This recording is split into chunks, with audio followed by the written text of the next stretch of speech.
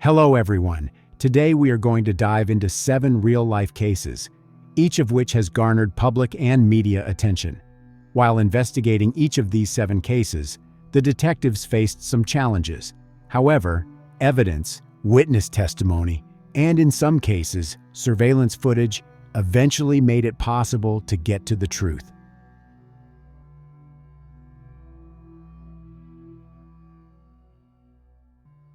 In this video, we take a look at the events that took place in 2019 in Cedar Park, Texas. 30-year-old Amanda Gordon was living with her common-law husband, Samuel Bird, with whom she had 2 young children. Everything seemed to be going well in her life until she went missing. On December 12, 2019, when her mother noticed that she had not been in touch for more than 3 days, she reported her missing and asked the police to conduct a welfare check. To solve the case and find out what happened to Amanda, investigators used CCTV footage. In 2019, Amanda lived in this house with her 2-year-old son, 8-year-old daughter, and common-law husband Sam. 32-year-old Sam Bird owned a roofing company. He and Amanda had been together for 9 years. He was the father of her 2 children. Amanda had always kept in touch with her family, and so when she had not heard from her for 3 days, her mother, Deb Gordon, called the police and asked for a welfare check. The call came to the police on Thursday, December 12, 2019. Deb Gordon reported that she was concerned and that Amanda had told her that Sam had been physically and emotionally aggressive towards her throughout the relationship. A Cedar Park officer attempted to call Amanda Gordon after speaking with the mother but was unable to reach her. The affidavit says an emergency cell phone ping showed that Amanda had not used her phone since Tuesday, December 10th, and the last known location was within 500 meters of the home she shared with Sam Bird. It was already dark when the patrolman arrived at Amanda's house. They knocked on the door to see if anyone was there. Sam Bird was in the house. He told the patrol officer he wouldn't come out and talk to him. He could only talk to him through the window. The officer said the police were called by Amanda's mother and asked to see if she was okay and if her children were okay. Sam said the children were fine and that they were in the house with him. His brother Josiah was also in the residence with him, so there were 4 people inside, 2 adults and 2 children. The officer asked again about Amanda. Sam replied to the patrol officer that he was beginning to be concerned about Amanda's whereabouts. He expressed anger that she had just abandoned him with his 2 children, that she had just run away. The whole story and Sam's behavior seemed odd, and so the officer asked if he could walk the property to make sure nothing illegal had happened.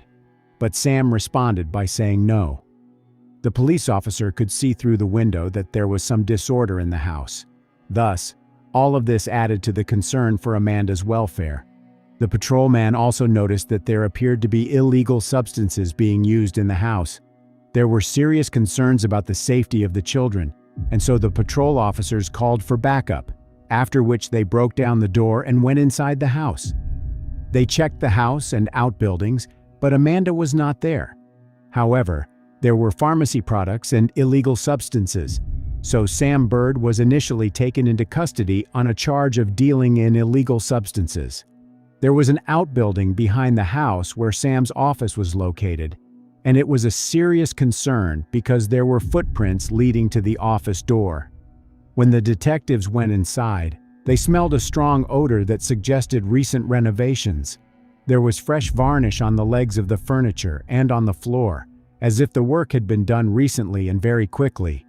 Sam hadn't moved a single piece, and all the furniture was in its proper place. It was unusual, however, that he had simply varnished it. The detectives continued to investigate the house and discovered something surprising. None of Amanda's belongings were there. The closet that was supposed to hold her clothes was empty.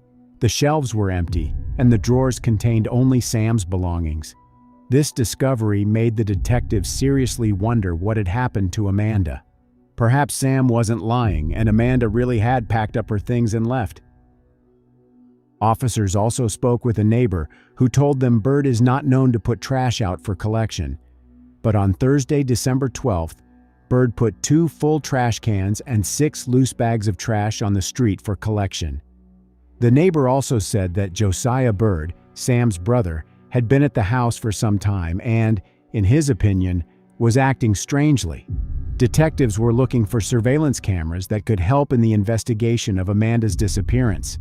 They found numerous outdoor surveillance cameras on the porch, by the door, and on the side wall of the house. Inside the house, they found brackets where wall cameras had been mounted until recently.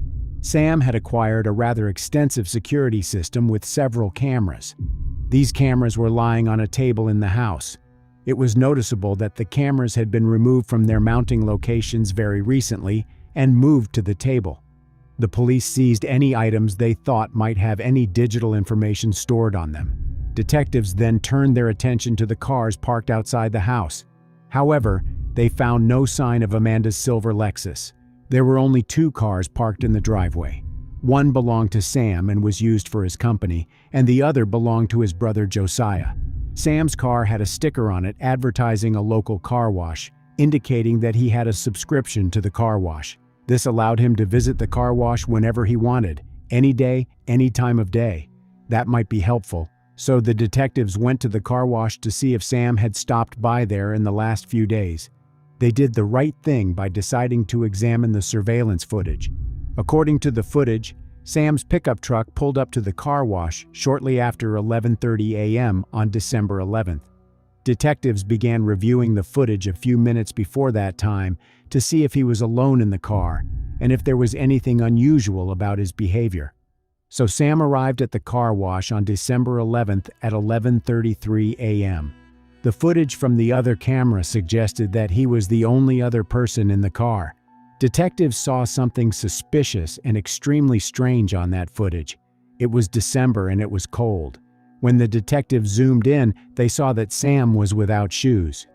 Sam's unusual behavior was very disturbing. He looked disheveled, and the fact that he wasn't wearing shoes only added to the suspicion about him. If his wife had just left him, leaving him with 2 children, why was it more important for him to wash his truck? The detectives were eager to find answers to all of these questions. They needed to determine where Sam was and what he was doing on the days his wife allegedly left him. The video footage showed that his pickup truck was covered in a layer of dirt, and this dirt had a red tint to it. This indicated that he was using his truck for off-road trips outside of the neighborhood. The mud was not like the mud found in Cedar Park. After a thorough search of the house, the police concluded that Amanda was dead. During the press conference, the assistant police chief would not reveal details of the investigation, but the police had evidence that something bad had happened to Amanda. Based on the investigation and information obtained up to this point, we are sad to announce it is our belief that Amanda Gordon is deceased. At this point in the investigation, we are now treating this as a homicide, said Cedar Park Assistant Chief of Police Mike Harmon during a press conference. Based on the investigation and information obtained up to this point, we are sad to announce it is our belief that Amanda Gordon is deceased. Meanwhile, at the police station, investigators tried to question Sam. However, he flatly refused to answer questions and was uncooperative. His brother Josiah, on the other hand, was more talkative. He seemed extremely upset and shared the investigators' concerns about Amanda's whereabouts. According to Josiah, Sam informed him that Amanda had left 3 days ago, and he had been raising the children and working full-time since then. Josiah was not surprised to learn that Amanda had left Sam, as their relationship had been tumultuous with constant arguments. Sometimes she would leave, but she always came back. Josiah also told police officers that he and Sam had been doing a lot of cleaning in the past few days. He also revealed that Sam was in a relationship with a woman named Rachel, who had Amanda's car. It was crucial for the police to find Rachel, talk to her, and find out what she had to do with Amanda's disappearance. Rachel was surprised to see the police officers on her doorstep. She agreed to talk to the detectives and told them that she and Sam were having an affair. They asked her about Amanda. Rachel said that Sam had informed her that Amanda had gone away last weekend with a new boyfriend, and she had done that many times before. Rachel thought Amanda had just run away. She admitted that she had the keys to Amanda's car. The detectives wanted to know how she had Amanda's car and why it didn't bother her. At this point, Rachel began to tell a little more of the story. She reported that Sam had asked her to put an item in a certain place. Sam put the bag in the trunk of Amanda's car and asked Rachel to take it to a remote area that belonged to his family. She took officers to where she hid the bag, which the affidavit says contained a handgun, a spent shell casing, and Amanda's eyeglasses and cell phone. Rachel still maintained that she didn't quite know what was going on. She'd done it for Sam because he'd insisted that she'd do him a favor, but she remembered something else important. According to her, on December 11th, Sam had called her and asked her to bring cleaning supplies to his house. That was very suspicious. The area where the bag was found was thoroughly checked by the police, but nothing else was found. The next day, December 14th, Rachel expressed a desire to speak with detectives again and share new information. She revealed that she had made the decision to end her relationship with Sam. Rachel also admitted that she had not been completely forthright from the beginning. In fact, she saw the contents of the bag and asked Sam, "What's this all about? Why is there a gun and other items in there?" Sam explained to her that these items were a kind of insurance.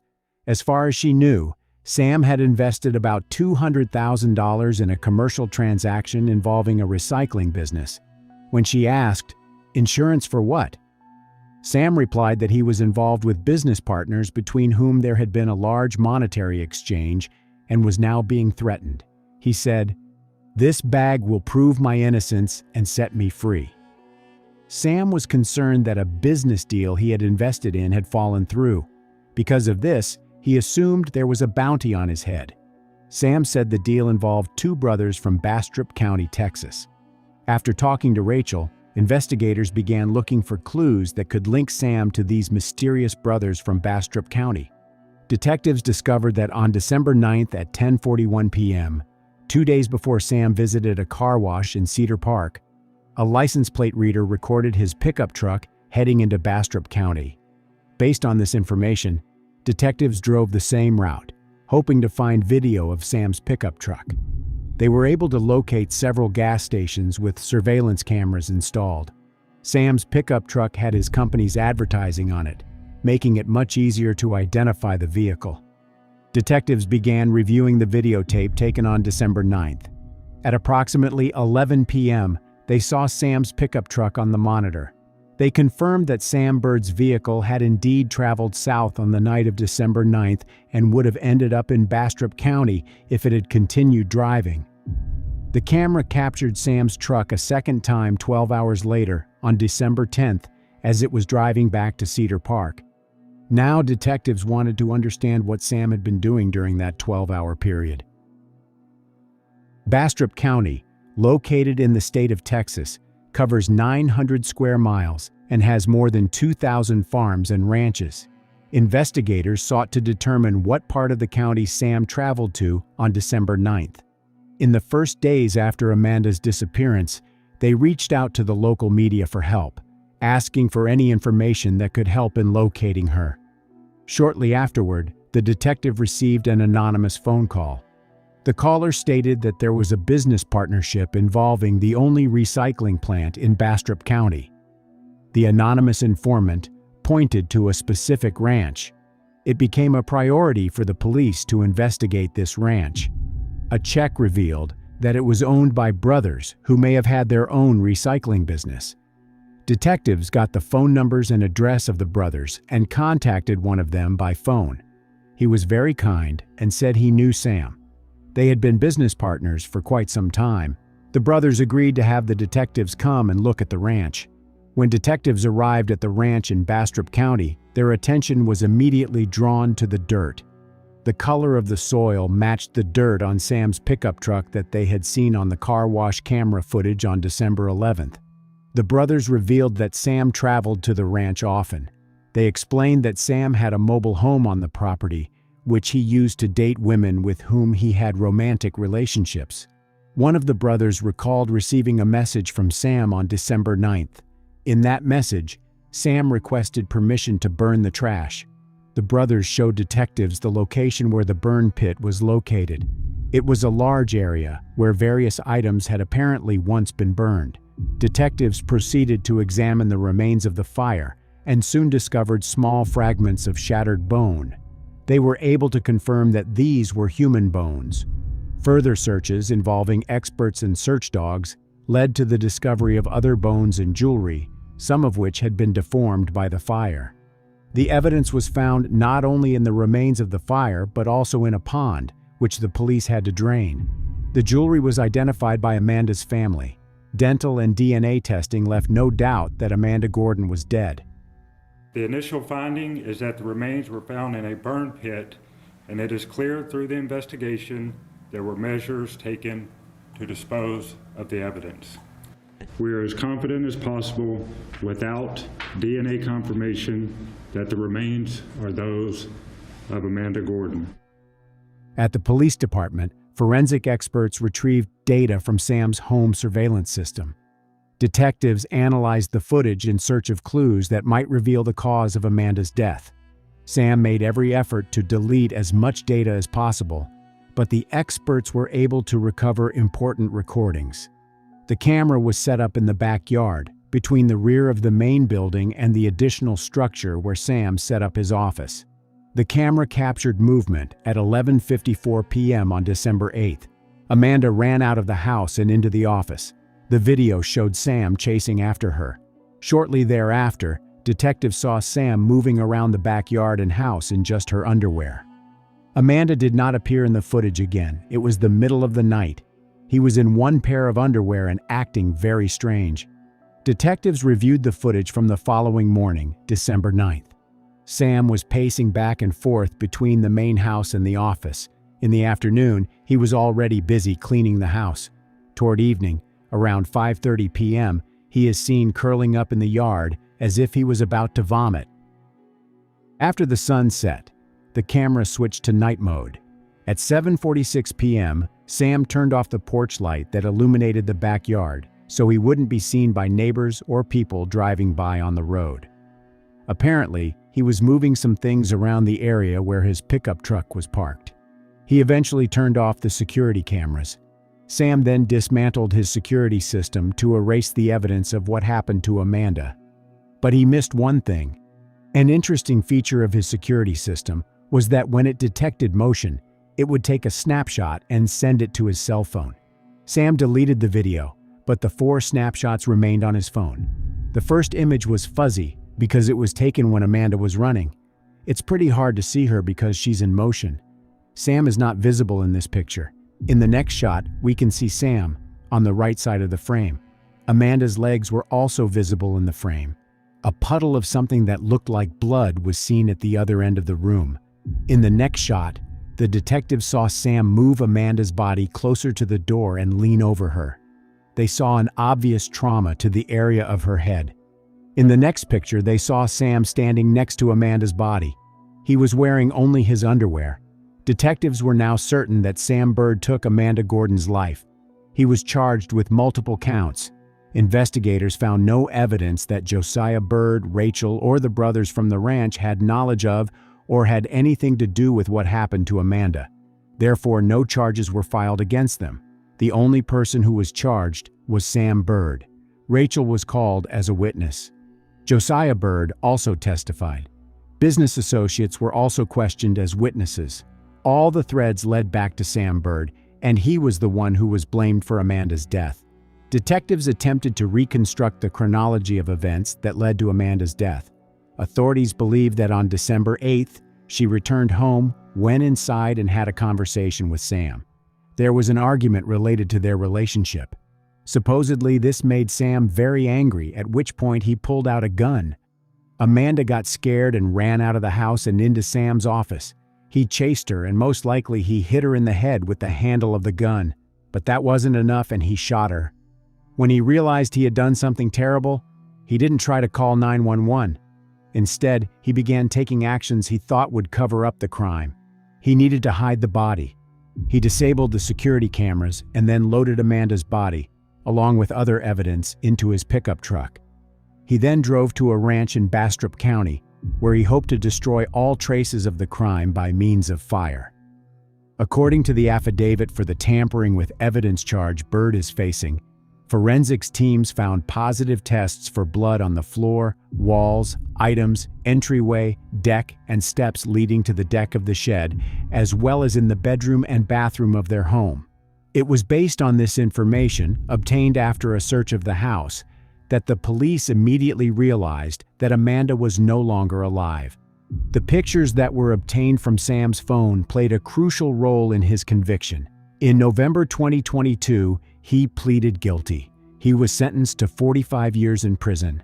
What happened to Amanda is truly horrific. Equally horrific is that the crime was committed while Amanda's son and daughter were in the house.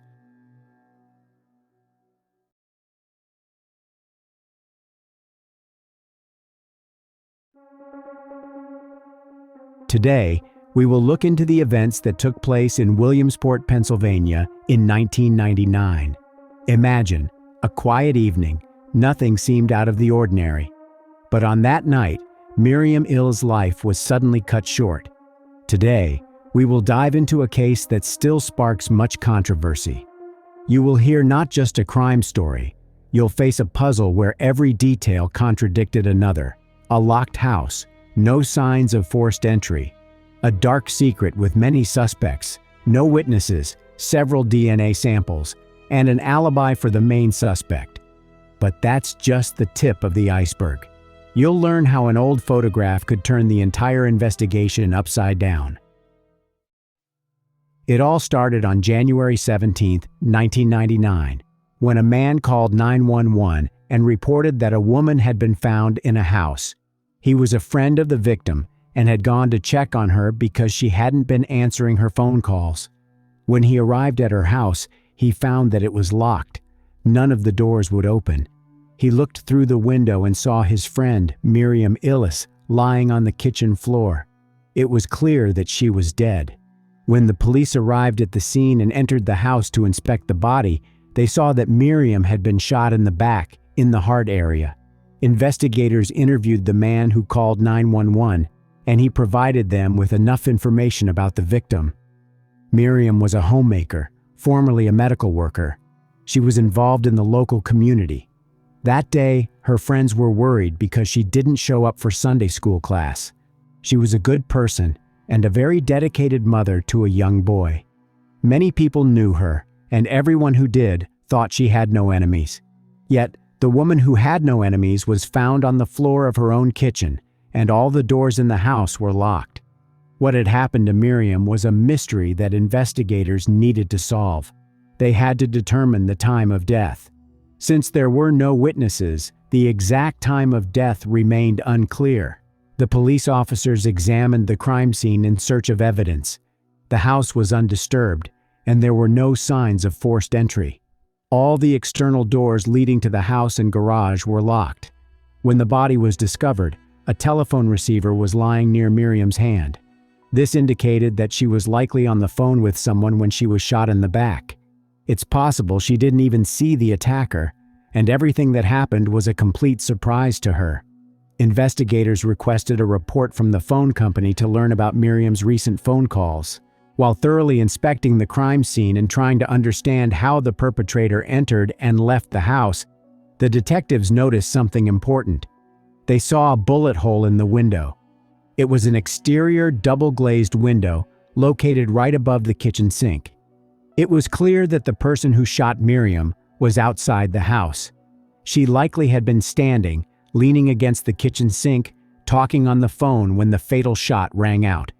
This single shot now became the only lead. When investigators traced the trajectory of the shot, it led them to a creek bed behind Miriam's house. Then, as they continued their search, the forensics team was able to find foot impressions. They were left by size 14 Reebok basketball shoes. The tracks were positioned in such a way that it was clear someone had taken a shooting position next to a tree right behind Miriam's kitchen window. The detectives also found a cigarette butt at the location from where the shot was fired. During further searches, they discovered what turned out to be a homemade silencer.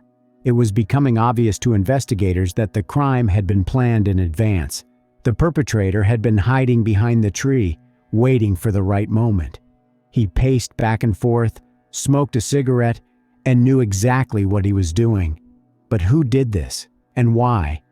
Someone had taken serious steps and put a lot of effort into planning and carrying out this crime. It didn't seem like Miriam was involved in any illegal activities or taking any risky actions that would put her in danger. Investigators were looking to gather more information from Dr. Richard Illes, who showed up when the investigators were at the crime scene. Dr. Richard Illes was a cardiothoracic surgeon at Williamsport Hospital.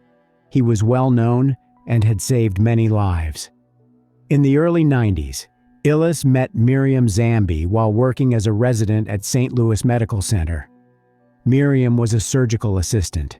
Within a few years after they married, they had a son, Richie, and moved to Williamsport, where the Illes worked side by side together. Miriam was active in her community as well, volunteering at the symphony and at church. She was a dynamic, exuberant personality who made friends wherever she went. Despite the money and the status, Miriam's friends say she was very down to earth. They were one of the wealthiest people in Williamsport, if not the wealthiest. Miriam decided to become a stay-at-home mom when Richie was 2. She quit her job and never looked back. When a woman is murdered in her own home, the first person to focus on is her husband. Dr. Illes told investigators that the last time he saw Miriam was when he visited her home 2 days earlier on Friday, around 5 p.m. He was planning to visit his family, who lived in Chester County, Pennsylvania. Then the detectives learned that the couple had recently separated after 8 years of marriage. Miriam had moved out of their family home into the house where she was found dead. Miriam had primary custody of their son, Richie, and Richard Illes visited him every weekend. The fact that they were going through a divorce became a potential motive. Investigators had to carefully examine their relationship. Dr. Illes's behavior immediately struck the detectives as odd because the first thing he asked when he was told that Miriam was dead was what evidence had been found. At that moment, it seemed like a rather strange question for someone who had just learned that the woman he had been married to for 8 years, the woman with whom he shared a child, was now dead. Then, Richard Illes made an interesting confession. He told the detectives that he was no stranger to handling firearms. He had been involved in hunting and owned firearms, which was common for many people in the area. There was nothing particularly unusual about that. Investigators wanted to take a look at Richard's weapons and see if any were linked to the crime scene. They were able to determine that the bullet that killed Miriam was a .22 caliber, which gave the police an idea of what type of weapon they should be looking for. Dr. Illes owned several .22 caliber rifles, which the police seized for examination.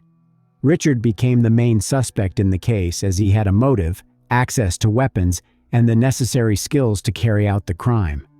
Love can easily turn into hate, and that hate could have been the reason for Miriam's death. While the firearms seized from Richard Illes were being analyzed in the forensics lab, investigators dug deeper into his life. As a cardiothoracic surgeon, he earned a good salary. He was paying a substantial amount for child support, around $12,000 a month. Money could have been another reason why Richard might have wanted his wife dead. Investigators demanded details from Dr. Illes about his whereabouts when Miriam was shot. Richard was supposed to pick up Richie for the weekend on Friday evening. He decided to spend the weekend with his sister, who lived 2.5 hours away in Honeybrook, Pennsylvania. He could confirm the beginning of his trip with the help of a witness, Nancy Mitch. Nancy Mitch was able to explain to investigators that she was with Miriam during the exchange when Miriam handed over her son Richie to Dr. Richard Illes for the weekend. Richard picked up Richie around 5 p.m. Nancy left, and Miriam seemed to be fine. So the last time they could confirm that Miriam was alive was around 6 p.m. on Friday, January 15th. Now the police knew that Richard had picked up his son from Miriam's house and left. Miriam stayed home, and everything seemed fine with her. Richard told investigators that he made a brief stop before heading to his sister's. First, they stopped at his house. Around 9:30 p.m., he headed towards southeastern Pennsylvania with his son. According to him, they reached Lewisburg and stopped at a fast food restaurant. He indicated that the stop was around 10 p.m. The weather was bad that evening, and he called his sister around 11:24 p.m. to let her know he was going to stop and that he and Richie would spend the night near Harrisburg. Nancy confirmed one part of Richard's alibi. Now, detectives needed to verify if the rest of the information he provided was accurate. They checked Richard's cell phone records and confirmed that he did indeed contact his sister. He also had a receipt from a hotel in the Harrisburg area where he checked in at 12:57 a.m. Richard's story was verified, and it seemed like he couldn't have been at the crime scene when someone shot Miriam. A check of Richard's rifles showed that none of them matched the murder weapon. The silencer found at the crime scene didn't fit any of Richard's rifles either. Additionally, DNA samples found on the silencer and the cigarette butt didn't match Dr. Richard Illis's DNA. As the investigation continued, the police learned that Richard had been having an affair. He had developed a romantic relationship with Catherine Swoyer, a colleague at Williamsport Hospital, which had led to his separation from Miriam. The circumstances under which he met Miriam were very similar. He had started working with her, they formed a relationship, and they got married. Then, the same thing happened with Kathy. She worked with Richard, and they eventually started an affair. This information allowed investigators to propose another theory, a love triangle. Catherine could have had a motive to kill Miriam. She might have wanted to remove Miriam from her path to eliminate the possibility that Dr. Illis would reconcile with his wife. Jealousy is often the driving force behind terrible actions, but there was more at stake than just their relationship. In a divorce, Richard and Miriam would have to divide property and split a lot of money. In addition, Richie would probably stay with his mother, and Richard would have to pay child support. Miriam's death was beneficial to both Dr. Richard Illis and his new lover, Catherine. Detectives needed to figure out where Catherine was when Miriam was killed. If Richard had left town to visit his family, it would have given Catherine the opportunity to commit the crime. However, investigators discovered that when the crime occurred, Catherine wasn't in town. She was visiting relatives in another state. She couldn't have committed the crime.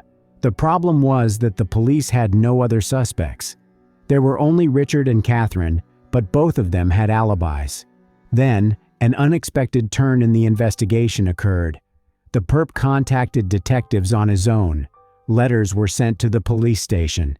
The first anonymous letter claimed that the letter writer was responsible for the murder of Miriam Illis. The detectives were baffled. They had never encountered anything like this before. At first, they assumed that someone thought it would be funny to send such a letter to the police. Perhaps some teenagers were amusing themselves. Maybe someone had seen the case in the news and sent the letters to the police but had no connection to the case. The person who wrote the letter claimed to be a soldier of God, a soldier of death. He claimed that the victim was a bad person, that she was immoral. It didn't make any sense and it was just strange. Although the criminal tried to make contact, he also went to great lengths to conceal his identity. The letters were checked for fingerprints. There were none. They were written by hand, in block letters, with a pencil. It was done in such a way that the police couldn't compare the handwriting and determine how this person usually wrote. While the investigators were puzzled over the letter and its contents, another letter arrived. The second letter was written in a different style, and the author clearly displayed arrogance and intellectual superiority. The second letter led investigators to a new suspect. The author described himself as someone with academic degrees, many of them. This suggested that the crime might have been committed by one of Richard Illis's colleagues. The most likely person, according to investigators, was Dr. Zama. He was a very good friend of Miriam's. He and Richard were partners. Since Richard Illis headed the cardiology department, this could have caused friction between him and Dr. Zama. Dr. Zama turned out to be a tall man, likely with fairly large feet, possibly size 14. He was certainly someone the investigators needed to focus on regarding the anonymous letters.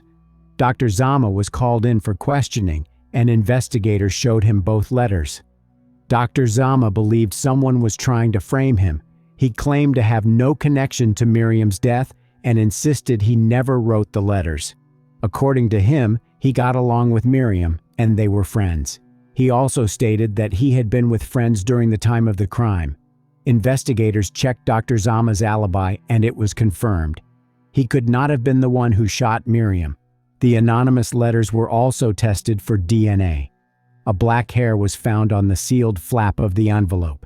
The DNA was tested and did not match Dr. Zama's, but it also didn't match any other DNA samples collected from the crime scene. Investigators now began to think that someone was trying to mislead them, trying to send them down a false path. The person who wrote the letters went to great lengths to conceal his identity, but did he accidentally send his hair to the police? The investigators believed that the letter writer had deliberately put the hair in the envelope because it belonged to someone else unrelated to the case. The police now suspected that they had been planted with false evidence. The silencer with DNA, the cigarette butt with DNA, the letters with DNA, all indicated that someone was trying to confuse them. In the end, investigators had 4 DNA samples, and they all belonged to different people. It turned out that the perpetrator was very cunning and thought that the false evidence would prevent the police from solving the case. Then, investigators received the information they had been waiting for since the first day of the investigation. When Miriam's body was found, there was a phone receiver near her. Investigators obtained phone records and learned that she had been talking on the phone with a friend all evening. Officers met with this woman, and she explained that during her and Miriam's phone conversation, she heard the sound of breaking glass. She heard Miriam say, "Oh my God." After that, she heard nothing and hung up. She called back and got a busy signal. She simply assumed the call had been dropped and that Miriam was talking to someone else. This new information provided detectives with what they had been missing from the very start of the investigation. The call ended at 10:37 p.m. It was the exact time of death. The time of death was crucial. Knowing the exact time of death, detectives began to recheck the alibis of all potential suspects. Dr. Richard Ellis's alibi was now less convincing. At first, he said he was in the Williamsport area, and by 10 p.m., he was already heading south on Highway 15. He claimed that he and his son stopped to eat at a restaurant. If he had indeed been at the restaurant around 10 p.m., he couldn't have committed the crime, but detectives couldn't confirm he was there at 10 p.m. Because of this, his alibi was no longer convincing. Investigators refocused on Richard. He drove south on Highway 15, and at 11:24 p.m., he called his sister and told her that he and Richie would have to stay at a hotel. That call became very important. Detectives began to find out where Richard's cell phone was when he called his sister. The new information changed the course of the investigation. The cell phone company provided coverage maps, and the police were able to pinpoint roughly where Richard's phone call had been made. It turned out that Richard had enough time to commit the crime and then get to the hotel where he checked in at 12:57 a.m. Detectives conducted an experiment, driving the same route from the victim's home to the hotel, and confirmed that Dr. Illis could have committed the crime at 10:37 p.m. and still made it to Harrisburg in time to check into the hotel at 12:57 a.m. The distance from the crime scene to the hotel was about 100 miles. Even though the weather had been bad, the investigators made the trip within the time frame. Dr. Richard Illis was now the only suspect without an alibi. But the lack of an alibi didn't make him a criminal. The police needed evidence that would directly link him to the crime. They were fortunate. It was a big break, no doubt. 2 men were walking in the woods and stumbled upon a modified rifle. They thought it looked strange, so they picked it up and called the police. The rifle had a shortened barrel, a stock, and an optical sight. The bolt had been removed and discarded. All markings on the rifle had been filed off to conceal its serial numbers. They determined it was a .22 caliber rifle, which matched the bullet that killed Miriam. The rifle was found near the road Richard Illis was driving on the night of the murder. Using the suppressor found at the crime scene, experts tried to determine if this rifle was the murder weapon. There was a screw on the barrel that had been added so the suppressor could be mounted on it. The suppressor fit perfectly with this rifle. Now the question was how to connect the weapon to Dr. Richard Ellis. It was a Savage 23D Hornet rifle. Police learned that Dr. Ellis had inherited his father's weapons, and his Aunt Jeanne was the only person who knew about it. A detective met with Richard's aunt and began asking her questions. She pulled out a photo album and flipped through it, showing the detective old pictures. On one black and white photo, she showed him her brother, posing with a Savage 23D rifle. There were too many coincidences pointing to Richard as the perpetrator. He had inherited the rifle from his father, along with other firearms. However, his gun safe contained many weapons, but the Savage rifle was not among them. The investigators still needed more evidence to secure a conviction. There were several DNA samples in the case that did not match Richard Ellis's DNA. When the snow melted, investigators returned to the forest where the rifle had been found and conducted a thorough search. They discovered a pair of athletic shoes. It was determined that the shoes were the same size as the footprints at the crime scene. They also had the same tread pattern, meaning the prints had been left by the same shoes. Such a coincidence, with sneakers and a rifle found in the woods matching those used in the crime, was highly improbable. Experts needed to prove that the shoes belonged to Richard Ellis. The sneakers were size 14, while Richard wore size 10. It was possible he had purposely worn shoes that were not his size to mislead the police. The shoes were sent to the lab for forensic analysis. A hair was found on the tongue of one of the sneakers. DNA testing showed that it did not match Dr. Ellis's. This was another setback for the investigators, but they refused to give up. If they were right, Richard Ellis was not the only person at the crime scene that night. They theorized that Richard had given his son Richie sleeping pills to make him fall asleep in the car. Another hair test was conducted, this time searching for a match to Richie's DNA, not Richard's. They found a match based on mitochondria.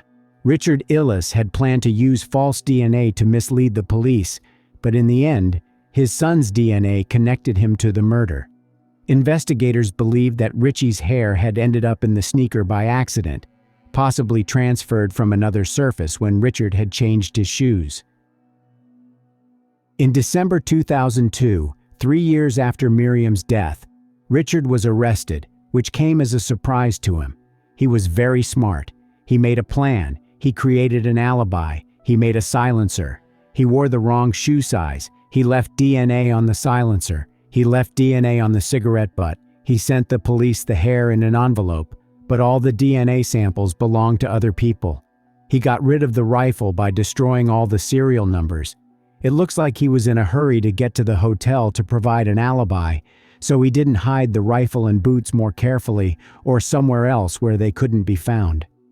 Richard Ellis had carefully prepared for this crime. He had to modify the rifle and make a suppressor. All of this took time. He didn't want his son to witness the horrible scene, so he planned the crime for the weekend when Richie stayed with him. The plan was put into action on Friday at 5 o'clock in the evening when he picked up his son from Miriam's. Richard returned a few hours later and parked the car about half a mile from Miriam's house. He gave his son a sleeping pill to sleep in the car. Richard then walked along the creek bed and positioned himself by a tree. He waited until Miriam was near the kitchen window. He couldn't shoot from any other position, so he waited for hours until Miriam was in the right place. At 10:37 p.m., she was there, talking on the phone with a friend. That was when he took the shot. He left evidence at the crime scene, a cigarette butt in a place where it could be found. Then he left the scene, leaving size 14 shoe prints, returned to the car, and drove south. He went to a secluded spot to dispose of the evidence. He discarded his rifle and sneakers, then returned to the road and continued on his trail. He then called his sister at 11:24 p.m., knowing that the phone records would help him create an alibi. However, the records actually showed that he had enough time to commit the crime. Richard Ellis did not confess to the crime. However, the jury believed otherwise and found him guilty. In 2004, He was sentenced to life imprisonment without the possibility of parole. The victim's family issued a statement saying, "This was a tragic thing here, and we don't feel there are any winners, but we are glad to finally get to this point, to have a resolution and justice." Richard Ills attempted to appeal the court's decision, but he was unsuccessful.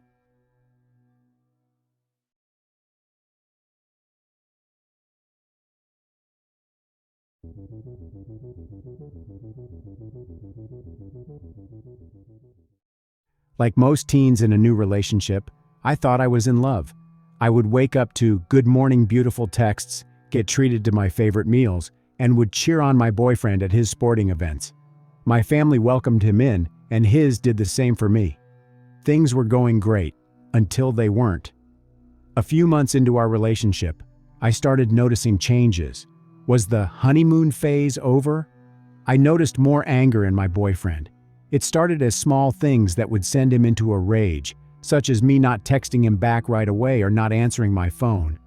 At the time, I validated his actions, telling myself, he is just having a bad day. Occasionally, he would call me names, but again, I defended him and would tell my friends, "We all say things when we're angry. I know he doesn't mean it." When we were with my friends or family, he didn't show much interest in being there. He would sit quietly on his phone, hardly interacting with everyone. It bothered me, but I thought maybe he was just tired, or maybe he was just wishing it was just us two, so we could cuddle up and watch Netflix. I wished he would want to spend time with my friends and family, but I always tried to brush it off.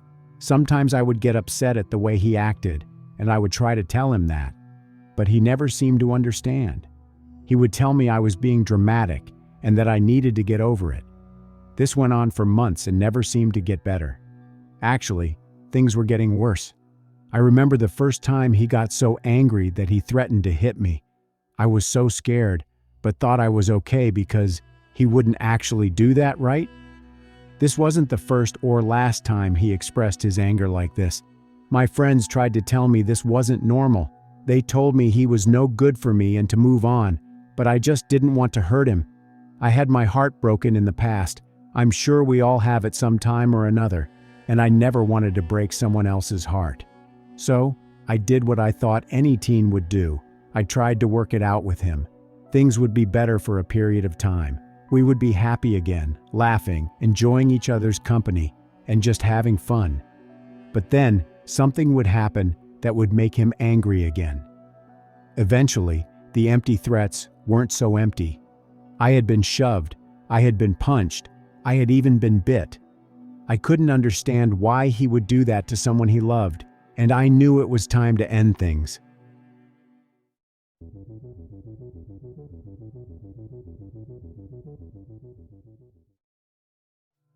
The tragic events we will explore in this video took place in 2020 in Abington, Pennsylvania. Morgan McCaffrey was only 18 years old. She had her whole life ahead of her. When Morgan was a child, her mom, Kathleen McCaffrey, adopted Morgan from Guatemala and sought to provide her with a better life.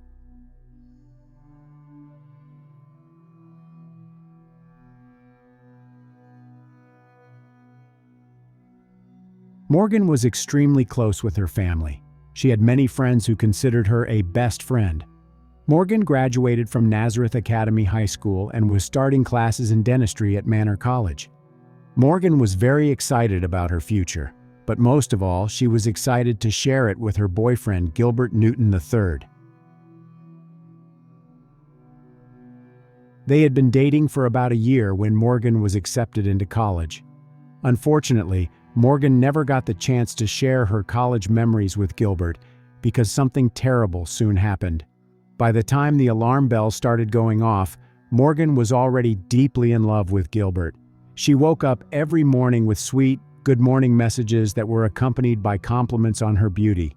When they spent time together, Gilbert tried his best to show Morgan how much he loved her.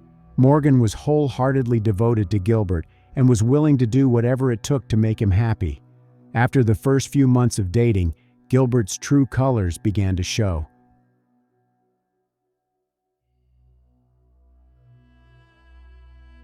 What started out as a beautiful love story quickly turned into something much darker. Gilbert still tried his best to organize a great evening for Morgan, but now his efforts were accompanied by scathing remarks and even insults. It all started with Gilbert getting angry if Morgan didn't immediately respond to his text messages. The fairy tale of love turned into the reality that is described at the beginning of this video. Morgan made the decision to end her relationship with Gilbert. The problem was that after the relationship ended, the threats and insults didn't stop. In fact, it got much worse. Gilbert was the kind of guy who can't take no for an answer. He couldn't accept the fact that Morgan had started a new life in which Gilbert had no place. He begged Morgan for something, anything, some kind of reconciliation so they could move on. He asked Morgan if she would agree to meet him in a public place where they could talk things over, settle their differences, and finally put an end to the story. Morgan, after hesitating, agreed, and they decided to meet to talk things over. But Morgan had no idea how the meeting would end.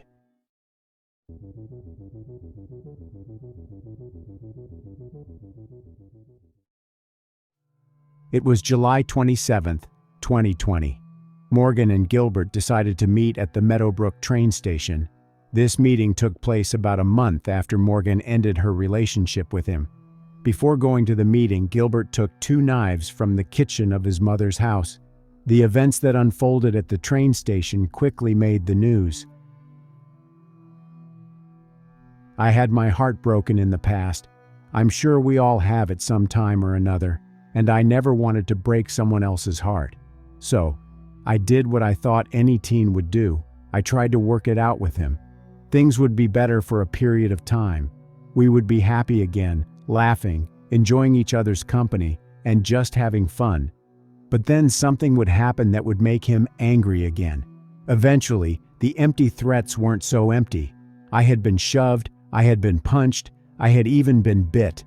I couldn't understand why he would do that to someone he loved, and I knew it was time to end things. After ending the relationship, the threats didn't stop. I received messages threatening to kill me and to keep my head on a swivel. I agreed to meet him to give him closure. I was scared, but I never thought he would actually kill me. Until he did. I was blinded from seeing the red flags. The emotional abuse, the threats, the physical abuse, it was all there. But I didn't see it until it was too late.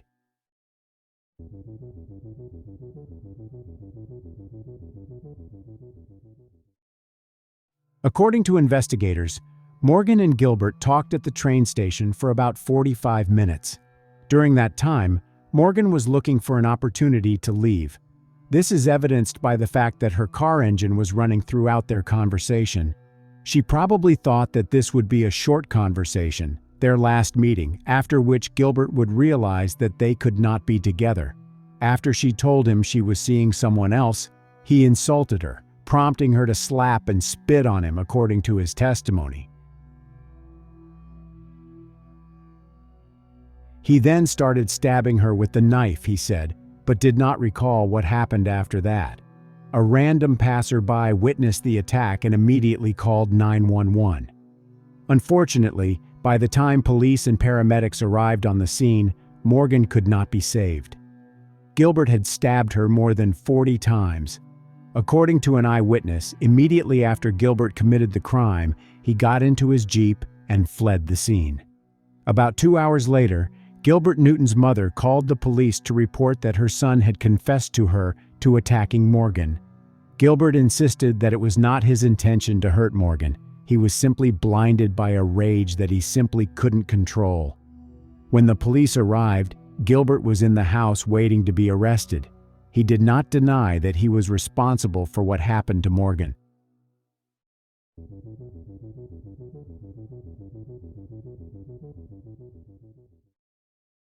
During the trial, much new information came to light about Morgan and Gilbert's relationship. Assistant District Attorney Kathleen McLaughlin told jurors that a day before the stabbing, Newton saw a social media post of Morgan with another man. That's when he set out his plan to kill her. If he couldn't have her, nobody could, she said. He told jurors he went to meet up with Morgan about 7:30 a.m. that day to talk about their relationship, and she was supposed to give him some of his things back. Newton said they met at a church parking lot, but relocated to the train lot because Morgan had seen a creepy guy nearby.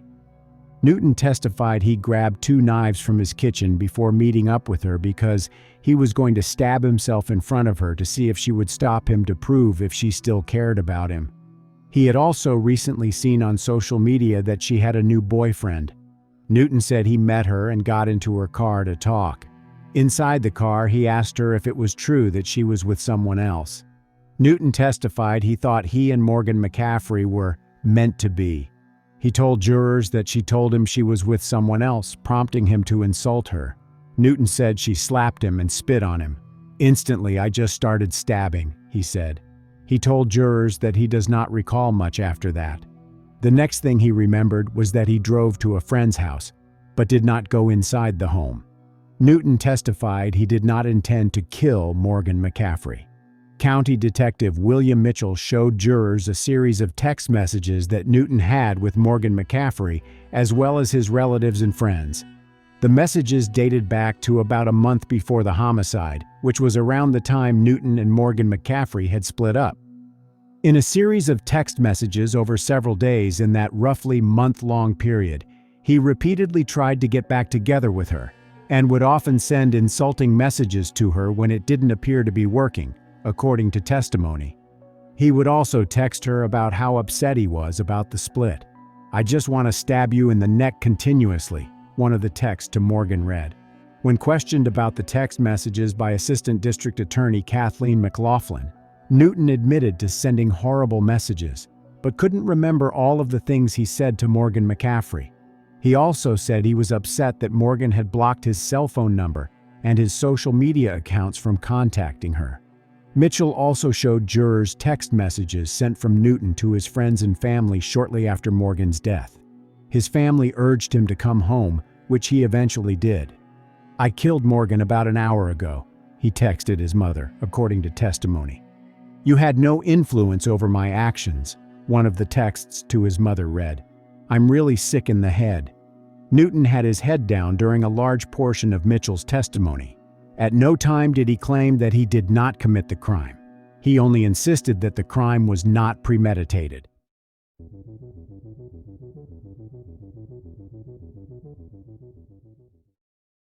Charles Peruto, Newton's attorney, had urged jurors to find Newton guilty of third-degree murder instead of first-degree murder. First-degree murder means that the killing was premeditated and carries a life sentence in prison. "No one's going home after this trial," Peruto said. "We're just going to determine whether or not someday he gets out." Peruto told jurors that Newton was distraught during the incident. He noted that there were multiple friends and family that testified that Newton had an excellent reputation prior to the incident.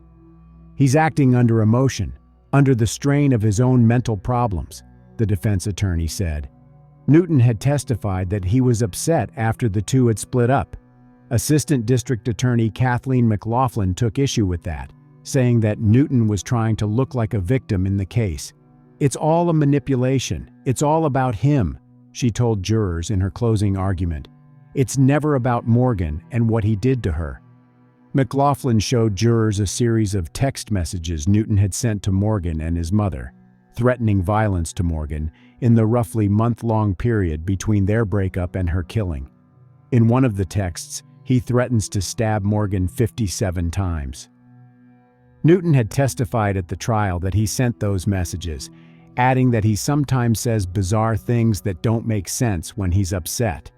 "He's a kid, he's an idiot kid, an immature kid," Peruto told jurors, "but a good kid with good character."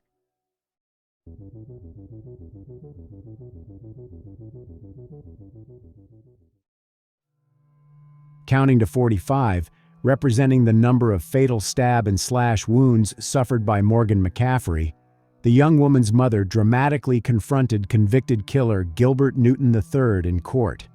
"You're a monster, Gilbert Newton. You took my daughter from me. How dare you?" Kathleen McCaffrey shouted directly at Newton as she ended the count during gut-wrenching testimony after Newton was convicted of first-degree murder. "You didn't just stab her, you slaughtered her. You don't know the hell I go through every day. Seated at the defense table, Newton stared blankly and showed no outward emotion as the grieving mother addressed him in the Montgomery County courtroom. "The pain of missing her is indescribable," said Kathleen McCaffrey as she forced Newton to look at a photograph of Morgan taken several days before the murder. "This isn't just a life sentence for you, Gil. This is a life sentence that you imposed on all of us." Kathleen McCaffrey said she adopted Morgan from Guatemala and strived to give her a better life. "You have no idea what you've done to me. You're not a caring person because if you were, you would not have done this to Morgan," Kathleen McCaffrey added. "You're a murdering monster. I hate you. I will always hate you, and I will never speak your name again."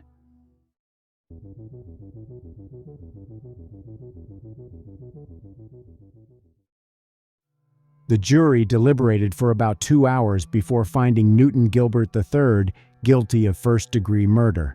He was sentenced in September 2021 to life in prison without the possibility of parole.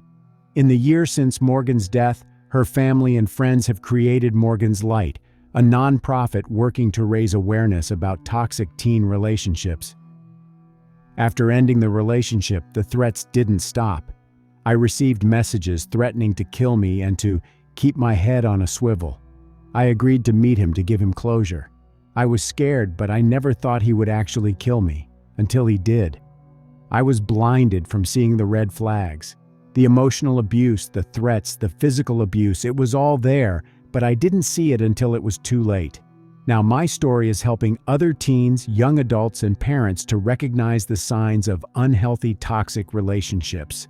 It is encouraging those in relationships to reflect inward on their relationship and evaluate if it is healthy or if there are some concerns. My story is shining a light on a topic that isn't widely talked about, but yet is so prevalent in our community. With your help, we can put an end to teen dating violence, domestic violence, and the silence surrounding them.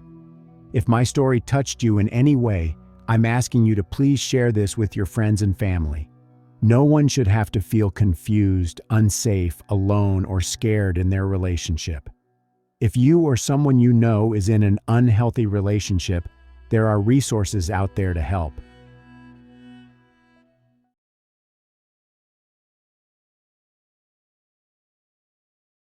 Kelly Bullwinkle, a Crafton Hills College student from Redlands, California, went missing in September 2003. Kelly was last seen leaving a local restaurant where she worked as a part-time waitress. Initially, the authorities suspected that her disappearance was related to prohibited substances, but this story turned out to be much more intricate. The subsequent investigation led the detectives to the truth, which many could not believe. Kelly was the only child of Diana Bullwinkle.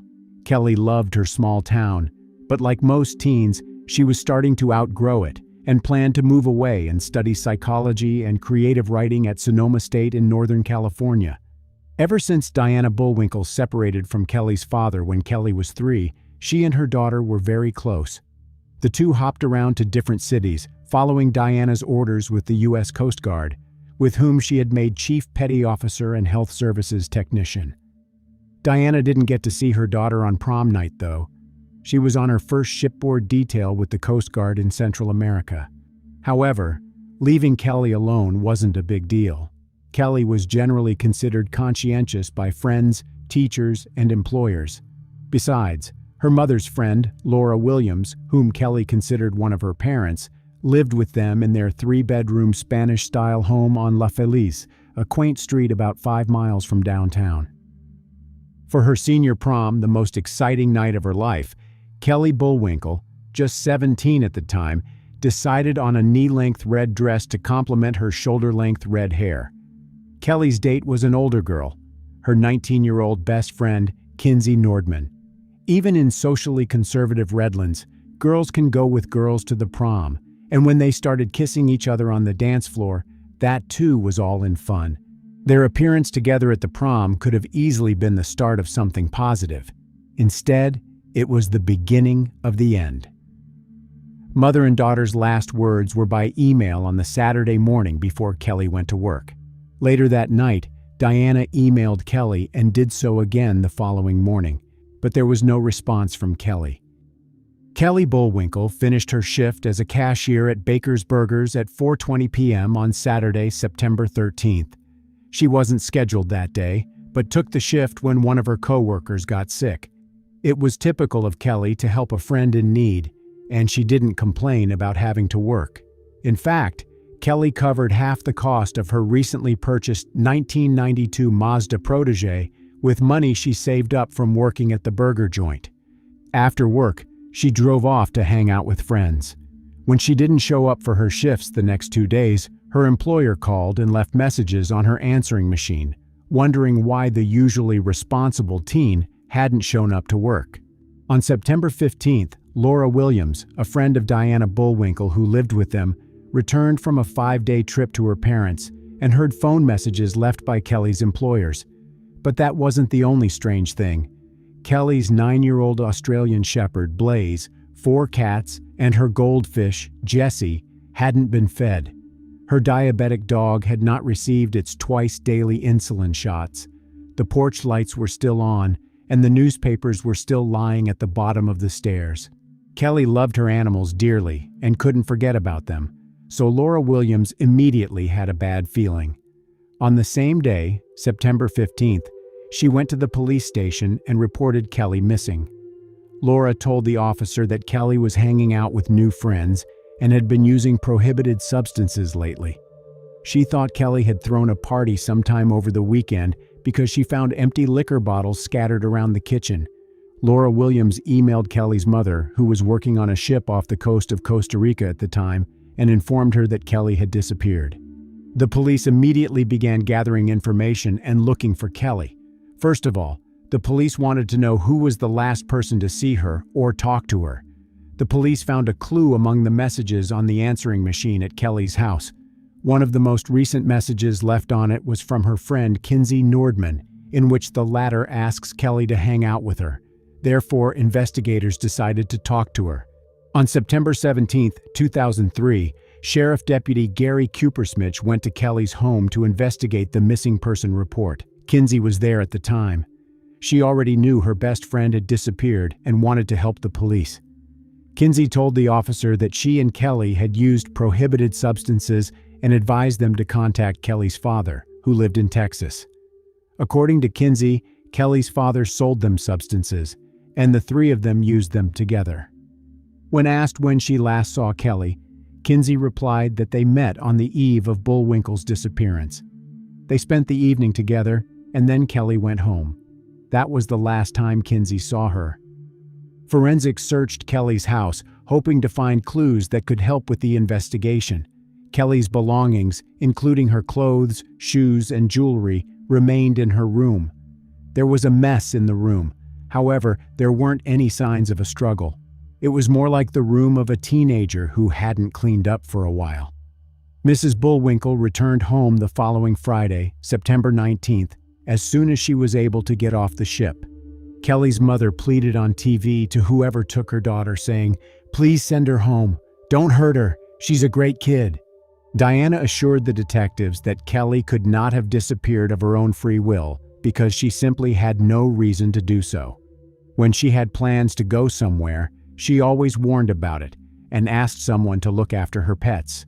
The first important lead the police had was Kelly's car, found in the parking lot of Ontario Mills Mall, about 25 miles from her home. On September 14th, one day before Laura Williams reported Kelly missing to the police, Ontario Mills Mall security called a tow truck because of an abandoned car. It was taken to the impound lot. As it turned out, it was a Mazda belonging to Kelly. Investigators considered this a bad sign. After all, criminals often abandon their victims' cars in such places so that it would be harder to find them.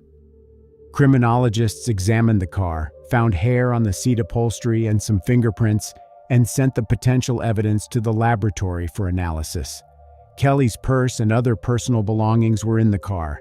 There was a mess inside the car, but at the same time, there were no evident signs of a crime. One of the main questions the investigators wanted to find an answer to was who left Kelly's car near the mall. Evidence found in the car led the police to Kinsey Nordman, Kelly's best friend. But could Kinsey have had anything to do with Kelly's disappearance? When Kelly went missing, Nordman played the role of a loyal friend to the girl with whom she had been inseparable since Kelly's senior year. Nordman passed out missing persons flyers. Police and friends said she also joined in on the 2-day search, which involved over 100 members of the U.S. Coast Guard and focused around the area where Kelly's car was found at the Ontario Mills Mall on September 14th.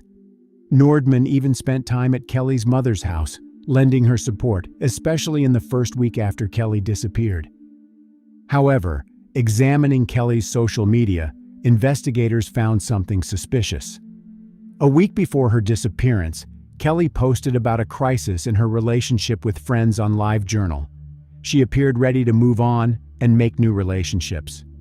Kelly wrote, "Now it is time for me to move on from those things and those terrible people that I somehow was friends with and go find my real friends, the ones that I didn't listen to when they tried to steer me in the right direction."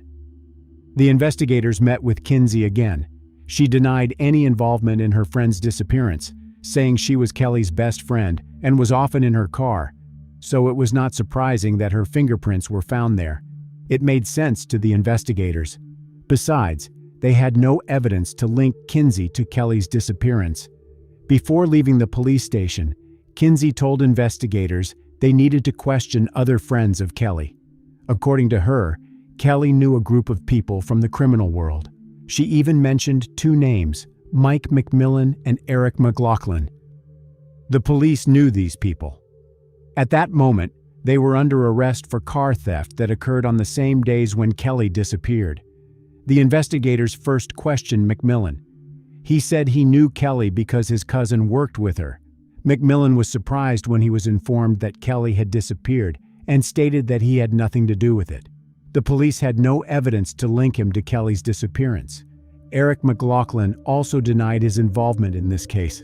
There was no evidence against him either. Redlands Police Department focused on McLaughlin and McMillan and searched their apartments and crash pads. Inside a safe house the two used, police found a bloodied white t-shirt and jeans. A portion of the carpet with blood splatter was also taken as evidence. In both homes, there were scattered clippings of Bullwinkle's disappearance. The evidence was sent to the laboratory for examination. At this investigation stage, the police believed they were on the right track and that the evidence they found would help solve this case. However, in the end, their hopes did not come true. While Mike McMillan and Eric McLaughlin pleaded guilty to other crimes they committed, they were not connected to the disappearance of Kelly Bullwinkle. On October 4th, 3 weeks after Kelly disappeared, 2 Redlands residents playing paintball along San Timoteo Creek, about a half-mile from the intersection of San Timoteo Canyon and Alessandro Roads, discovered Bullwinkle's remains down a 28-foot embankment buried under an orange weathered couch.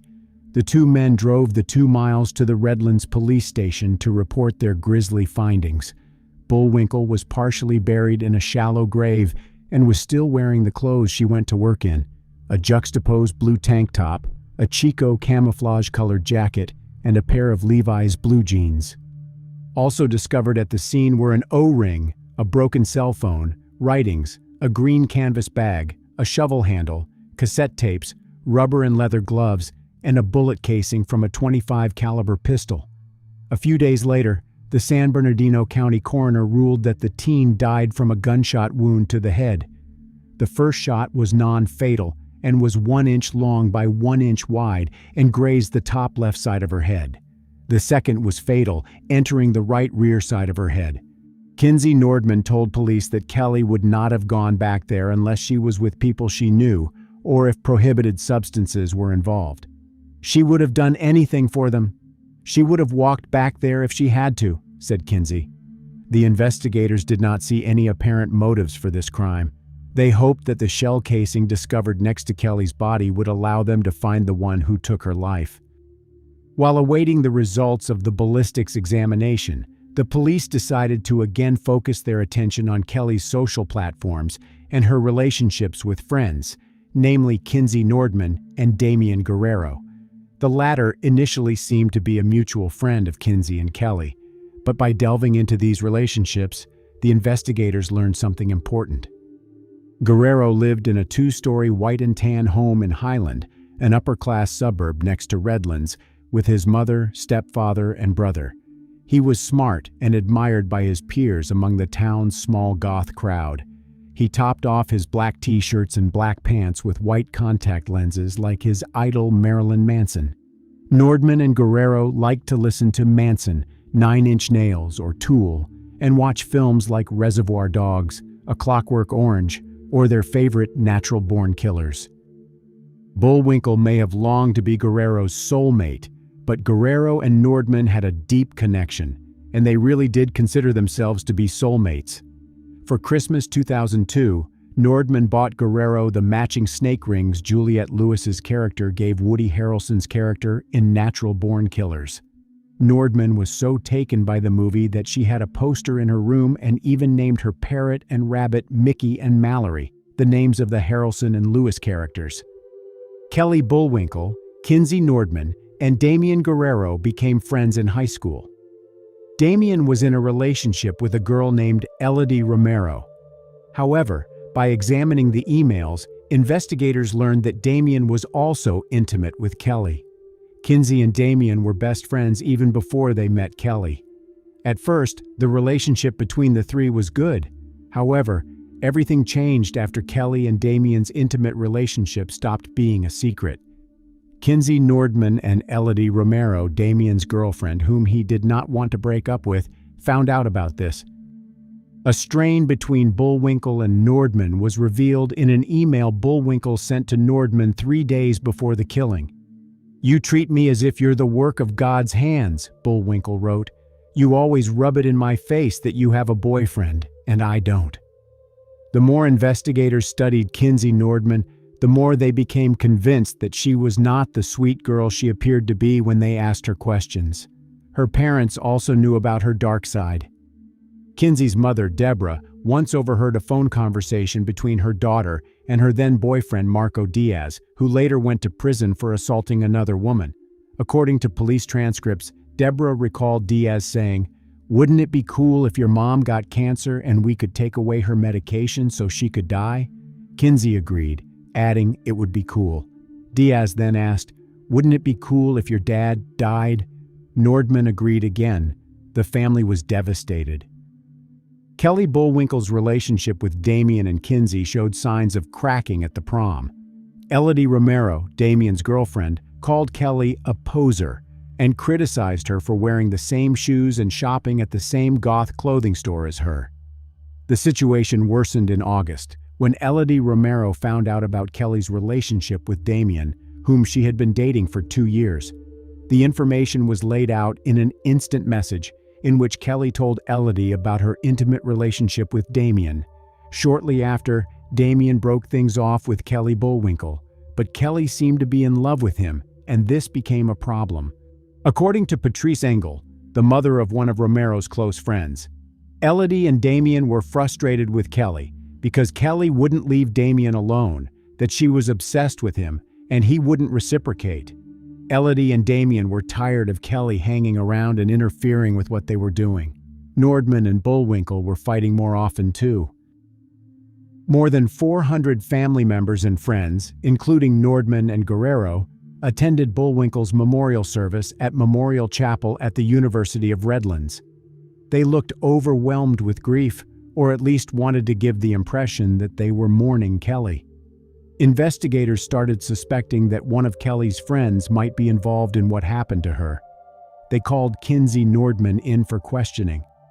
During a long interrogation, she eventually confessed that she and Damian Guerrero had taken Kelly's life, but she claimed it was an accident. "We really screwed up," she said. "Damian and I shot Kelly. It was an accident." When police questioned Guerrero, he admitted to owning a .25 caliber pistol that he said he dumped months earlier in a storm drain near Center Street and Cypress Avenue. After scouring the storm drain, police could not find the gun. However, they found several shell casings in Guerrero's backyard, and ballistics confirmed that they matched the shell casing found next to Kelly Bullwinkle's body. In custody, Nordman told the police that what happened on September 13th was a terrible accident, a practical joke gone awry. The plot was hatched 2 weeks earlier. Bullwinkle was to pick up Nordman after her shift at Baker's Burgers. The two would drive to Santa Mateo Canyon, hike a little bit, and wait for Guerrero's arrival. When Guerrero arrived, the two would lure the terrified Bullwinkle over to a shallow grave they had dug the day before. They would point a gun at her head and tell her that this was the way she was going to die. However, Guerrero was 2 hours late and almost missed the two as they were driving out of the canyon at 7 p.m. Guerrero persuaded the two to stay and go for yet another walk, this time in the direction of the 1-foot-deep grave. While Bullwinkle was standing near the shallow grave with her back to her two friends, the gun went off. Nordman said she was shocked because she didn't think Guerrero would bring a gun. Guerrero said the gun went off accidentally. Kinsey stated it was supposed to be a joke. Kelly was supposed to freak out, and that was supposed to be it, according to police reports. Kelly fell to the ground. She moved her legs and moaned. Kinsey claimed she panicked and told Damien to shoot Kelly a second time, but he said he couldn't do it. Then Kinsey took the gun and shot Kelly in the head so that the latter wouldn't suffer anymore. After that, Kelly stopped moving. Nordman's mother, Deborah, who was present during Nordman's confession, asked her why she didn't use a cell phone to call for help. Nordman replied that there was poor reception in the canyon. Guerrero placed Bullwinkle into the shallow grave, while Nordman scooped dirt on her with her hands and feet. They smoothed the top of the grave with Nordman's father's shovel the two had left at the scene the day earlier. A nearby tattered orange couch was dragged over her body, excluding her right leg, which was still exposed when the paintballers found her 3 weeks later. Nordman drove her dead best friend's car to the Ontario Mills Mall and abandoned it in the parking lot. Guerrero, in his 2001 Honda Civic, followed behind. They both changed their clothes, threw Kelly's car keys in a dumpster, and went to dinner. They even had time to take in a 9:20 p.m. movie, Once Upon a Time in Mexico, at the Krikorian Theaters. Police didn't buy Nordman's tale of a joke gone awry. At a press conference on November 6th, they stopped short of providing a motive and would only say that the murder was over a personal dispute between the three.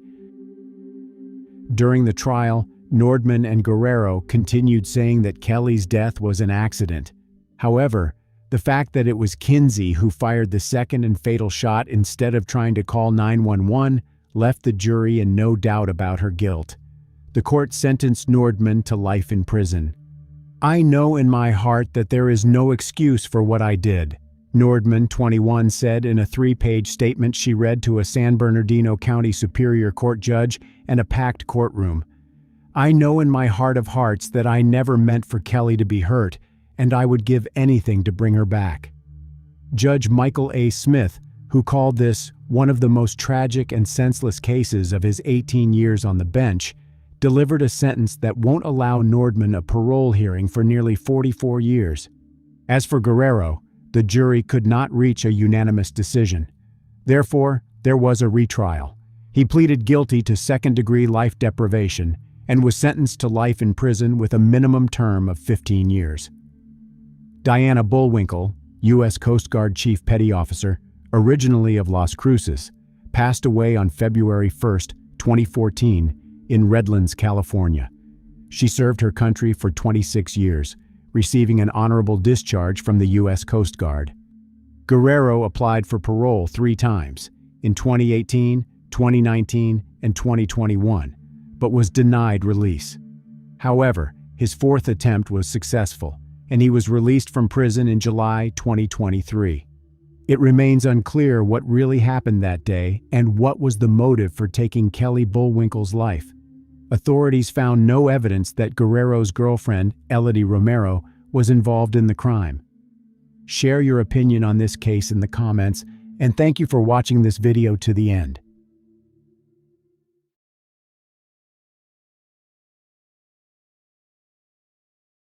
Today, we'll discuss the events that occurred in North Carolina in 2011.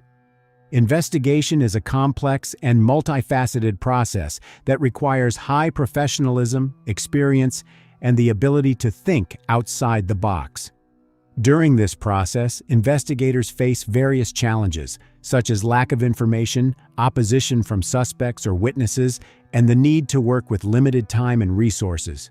When 27-year-old Laura Ackerson stopped contacting family and friends, it immediately became clear to the authorities that they were dealing with foul play. During the investigation, the police realized this was the most horrific case they had ever encountered. They had to travel across the country and cover more than 1,200 miles to learn the truth. This case could have remained unsolved, but fortunately, the surveillance cameras helped to establish the cause of Laura's mysterious disappearance.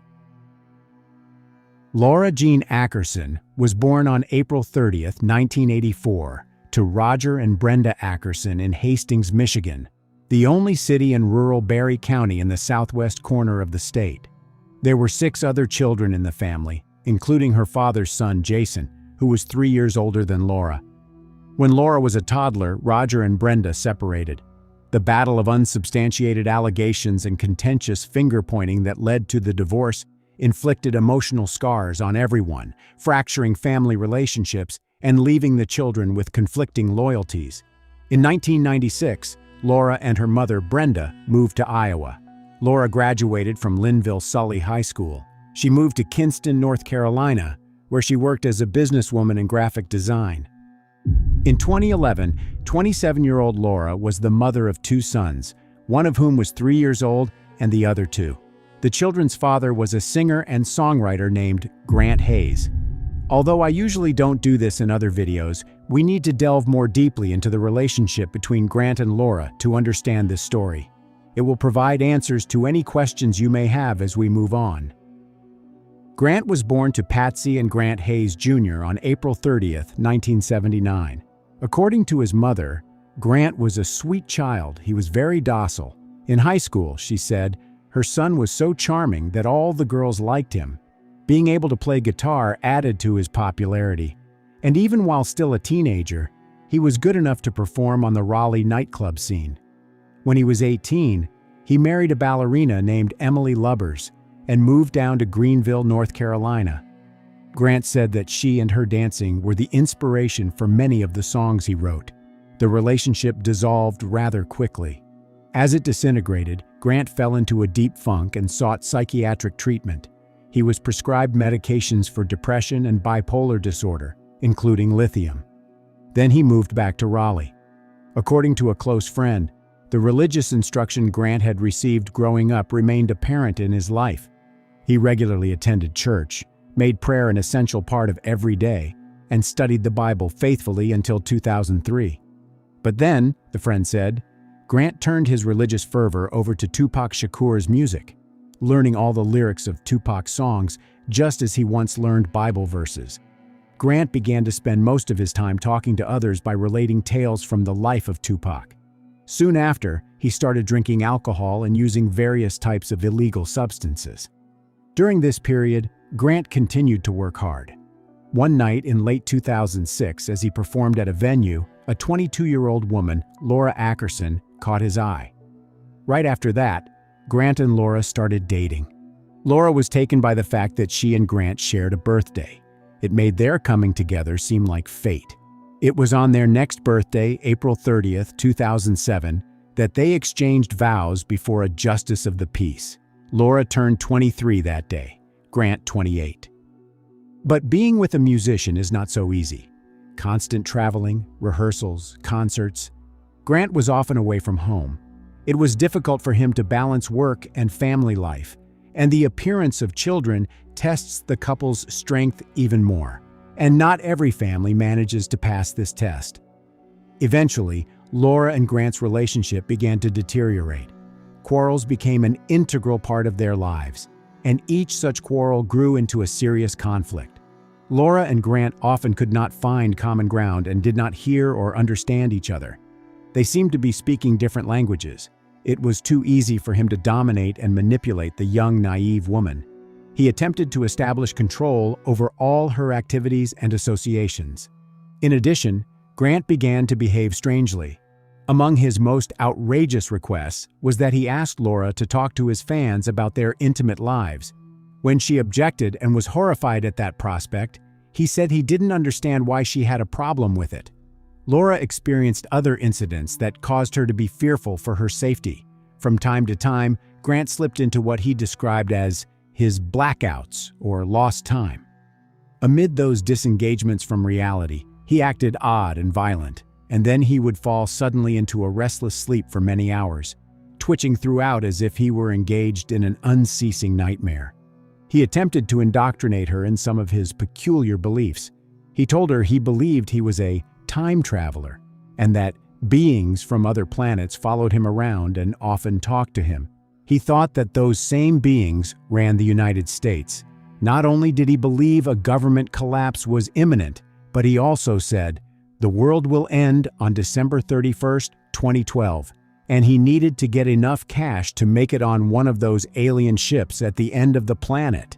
He believed that very rich, famous, necessary individuals would either be in an underground system of tunnels or on ships, while Armageddon raged across the earth. It sounded as if he had read a piece of Scientology literature and appropriated bits and pieces for his own personal religious doctrine.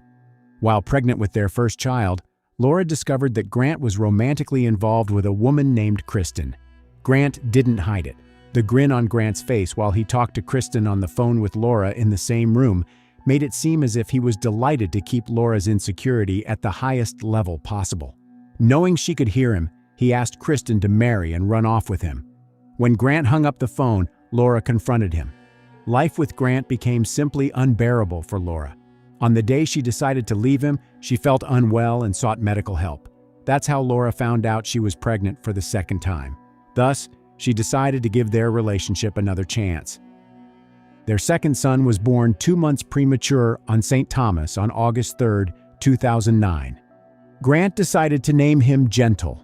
Now that Laura was the mother of two, she wanted more financial stability and grew frustrated that Grant was hanging on to an empty dream. She still believed in Grant's talent, but he wasn't making headway toward turning it into a reliable source of income. She wanted him to return to reality and accept financial and emotional responsibility for their two children. But Grant was not going to change. He continued to drink alcohol and to use illegal substances, and was in relationships with other women. One of these women was Amanda Perry. Amanda Perry Tucker was born 7 years before Grant Hayes, on April 8, 1972. In 1989, Amanda gave birth to a daughter, Shaw, but the relationship with the father of her child did not last long.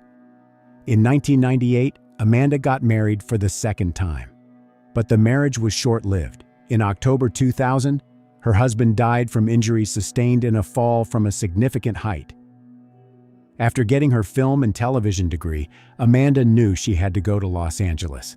That's where the work that she wanted to do was centered. She scored some small parts out there. Among her credits were television shows like The Stepford Wives, The Sopranos, Dexter, Twins. Amanda was out on a date when she first saw Grant Hayes performing at the Parrot Club. She didn't see him again for another 6 months. Then one night she saw Grant Hayes again. They talked, and he gave her one of his CDs. Amanda felt their connection was instant and electric. As a ploy to get to know him better, Amanda asked him to teach her how to play the guitar, and Grant agreed. She told Shaw about the lessons and described her teacher as a performer who sounded like Darius Rucker, the lead singer and rhythm guitarist for the Grammy Award-winning group Hootie and the Blowfish. Grant and Amanda were married in Vegas on April 10, 2010. Yet, at this very time, Laura considered herself Grant's wife. Laura was stunned when Grant sent her a photograph of his Las Vegas wedding, along with a message that he and Laura had never really been married because he hadn't signed the paperwork. She rummaged around in her papers and finally found their certificate of marriage. Laura stared dumbfounded at the piece of paper. He never signed the marriage certificate. Without his signature, the document was not legally binding. She never had been Grant's wife. She had 2 sons with him, but no tie that binds. But that wasn't the only terrible surprise Grant had in store for Laura. Grant and Amanda settled in Raleigh, and Laura lived in Kinston, about 80 miles away. Grant decided to get custody of their 2 sons and went to court. And you probably think that no judge would grant custody of children to a man like Hayes. But don't jump to conclusions. Grant had filed an ex parte motion telling Judge Les Turner that Laura was an unfit mother. An ex parte decision is one decided by a judge without requiring all of the parties to the dispute to be present. Grant alleged that Laura purchased a Craigslist ad looking for someone to live with her at no cost. Grant's lawyer suggested that Laura was ready to trade intimacy for housing. Grant also claimed that Laura used his checking account to pay for a subscription to a website called Sugar Daddies. Without any opportunity to appear, object, or fight for her boys, the court accepted him at his word at the time, awarding Grant full temporary emergency custody of the children.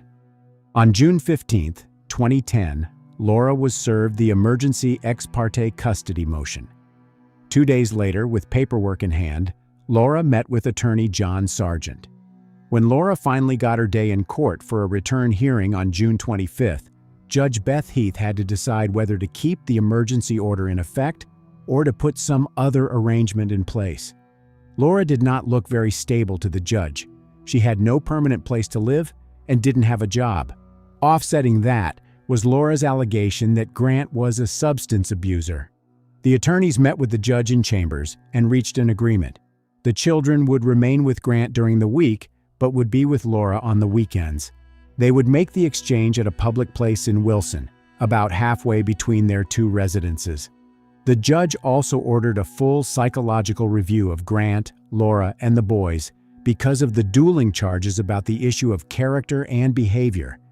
Additionally, Grant would be the one responsible for covering the upfront cost of the evaluation. A handwritten consent agreement put everything in place. Provisions were made for phone communication, allowing for reasonable contact when the boys were with the other party, no more than twice a day, and 15 minutes or less in duration between the hours of 10 a.m. and 8 p.m. Other conditions were that neither party would get a passport for the children or remove them from the state of North Carolina while the order was in effect. The meeting place established for the exchange of the children was the Sheetz gas station and convenience store near the intersection of Interstate 95 and US 264 in Wilson, about halfway between Raleigh and Kinston. Laura filled her weekends with the boys with trips to the playground and nature parks. They did arts and crafts projects together. One night of each visit was pizza night. Together they'd build little pizzas and pop them in the oven. Grant had a lot of complaints about the new court order arrangement. In a Facebook message to his friend Crystal Wiggins, he wrote, "I'm very happy, stressed from the whole custody arrangement and what it is doing to my boys. Their mom is a woman scorned and, well, making life for me as difficult as possible. My wife is going to New York to clean out our place and put it on the market." When Crystal responded with regret that things did not work out with his wife, Grant fired back, "My wife? I was never married to my kid's mother. My wife now is awesome." He continued grousing that the custody arrangement made it impossible for him to leave the state, and his rent in New York had been paid up front for a year. In addition to disputes with Grant, Laura now had conflicts with his wife, Amanda Hayes, and the latter's daughter, Shaw. At one point, Laura's sons told her they had spent the whole day with Shaw. She later called the girl and said, "Stop raising my children. They have a mother and father, and it's not your job to raise them." Amanda was furious at Laura. She told her, "Never call my daughter again." The conflict between Laura and Amanda didn't end there.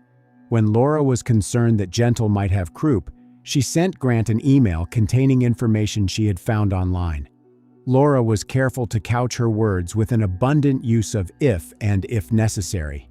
Nonetheless, the message prompted a strong reaction in Amanda, who called Laura and said, "You are psycho crazy.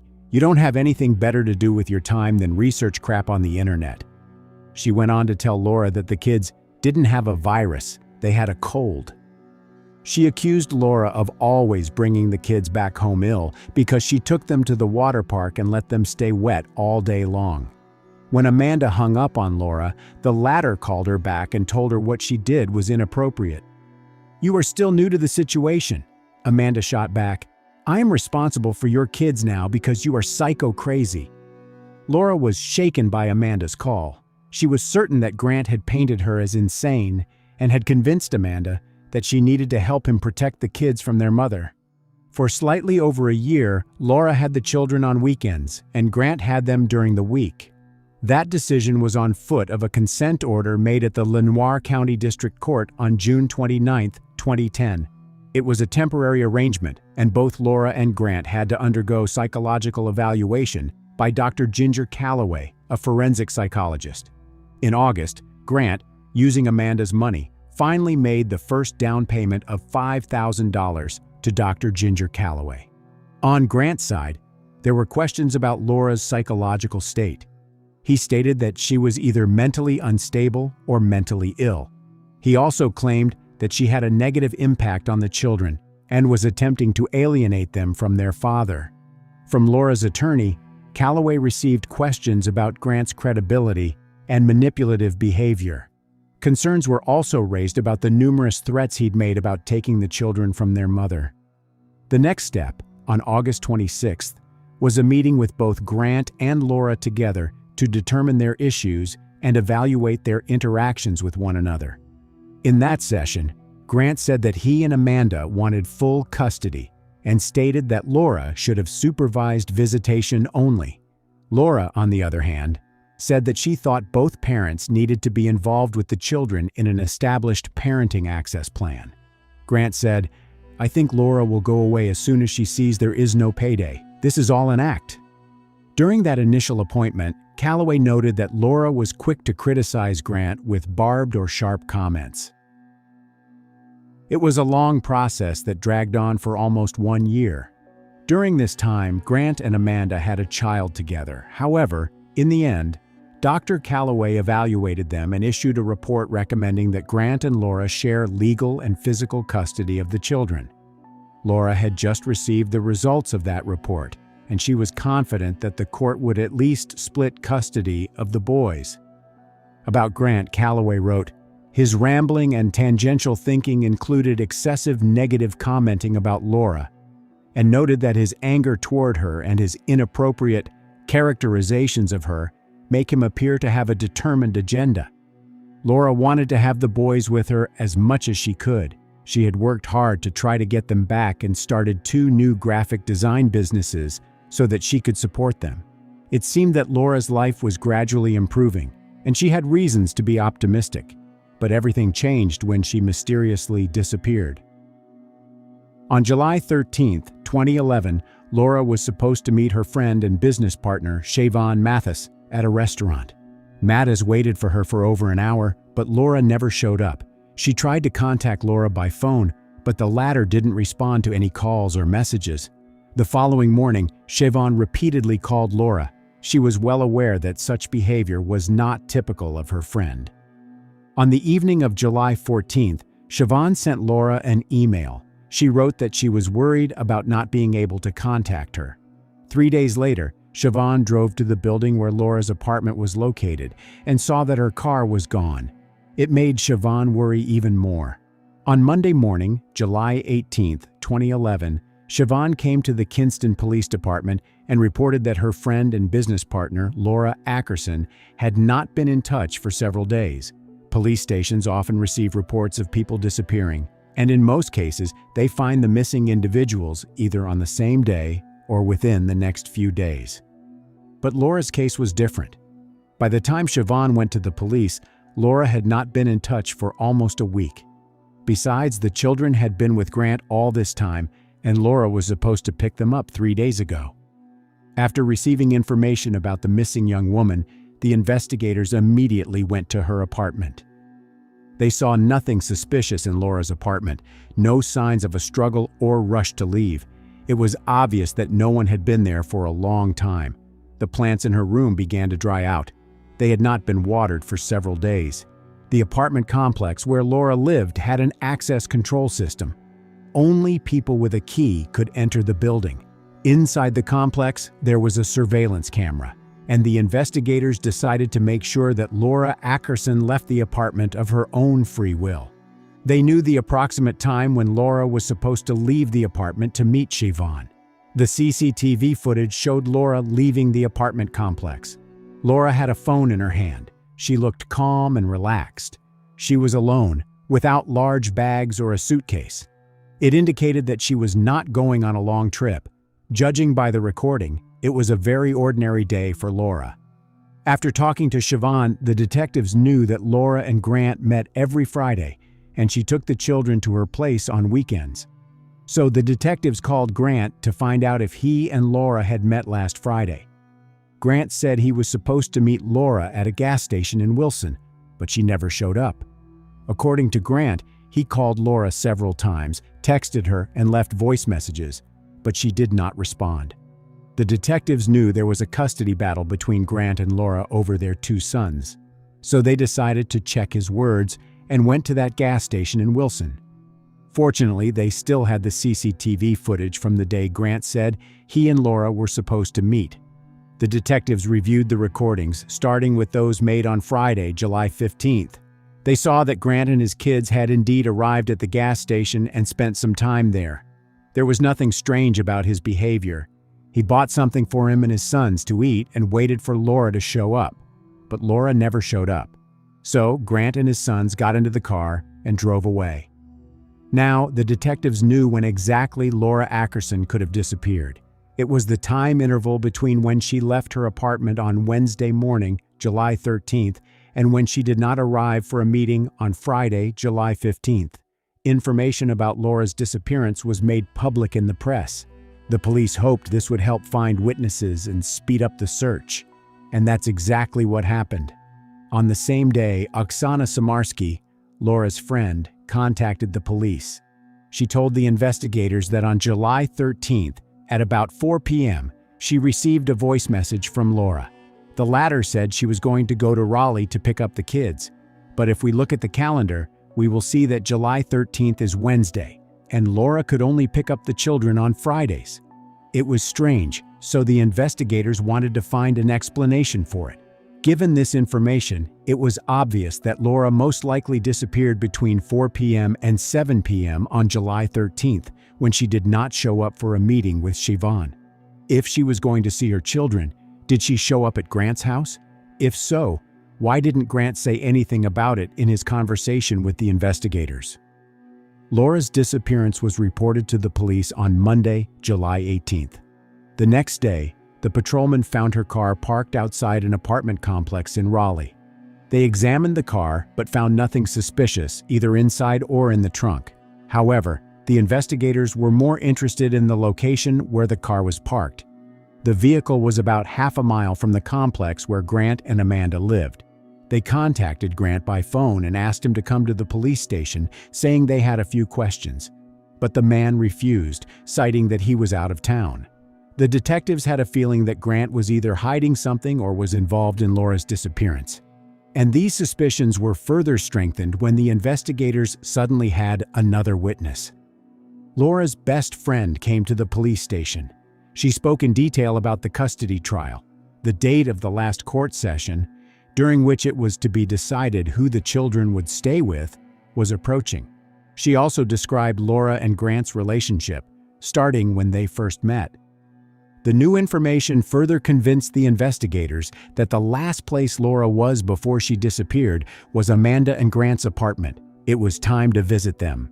To do this, the detectives obtained a search warrant. The second the police officers opened the front door to the apartment, they felt a strong smell of cleaning products. And there was a big stain on the carpet right at the doorstep. Obviously, something was either spilled on the carpet or someone tried to clean it. The characteristic smell of cleaning products was also felt in the bathroom. The bathtub itself shone with dazzling cleanliness. It seemed suspicious. Something had obviously happened in that apartment. The investigators didn't know what it was yet, but already had a hunch about it. However, that's not all that caught their attention. They found the note with 2 handwritten paragraphs, each in a different handwriting. In the note, Grant offered to pay Laura $25,000 to give up custody of their children. Below that was Laura Ackerson's signature. And there was also a date, July 13, 2011. As you may remember, this is the day when Laura got in touch for the last time. A further search of the apartment led the detectives to something even stranger. There was an instruction manual for a reciprocating saw. They immediately started looking for places where people could buy such saws in Raleigh. they discovered they were available at Walmart, which is approximately 3 miles from Grant and Amanda's apartment. The investigators went to the location and discovered that the last time such a saw was bought was on the night of July 14th. CCTV footage helped identify the buyer. Just after 2 a.m. on Thursday, July 14, 2011, Grant Hayes entered the Briar Creek Walmart, grabbed an empty cart, and made his way to the hardware department. He studied the aisle with power saws and blades for a bit before going off to look for assistance. He asked the assistant manager, Susan Dufour, "What's the longest blade that will fit in a jigsaw?" Susan went back to the aisle with him and showed it to him. "What about those longer ones?" he asked, pointing to a blade hanging farther down the row. "No," she said, "that won't fit a jigsaw. It's for a reciprocating saw."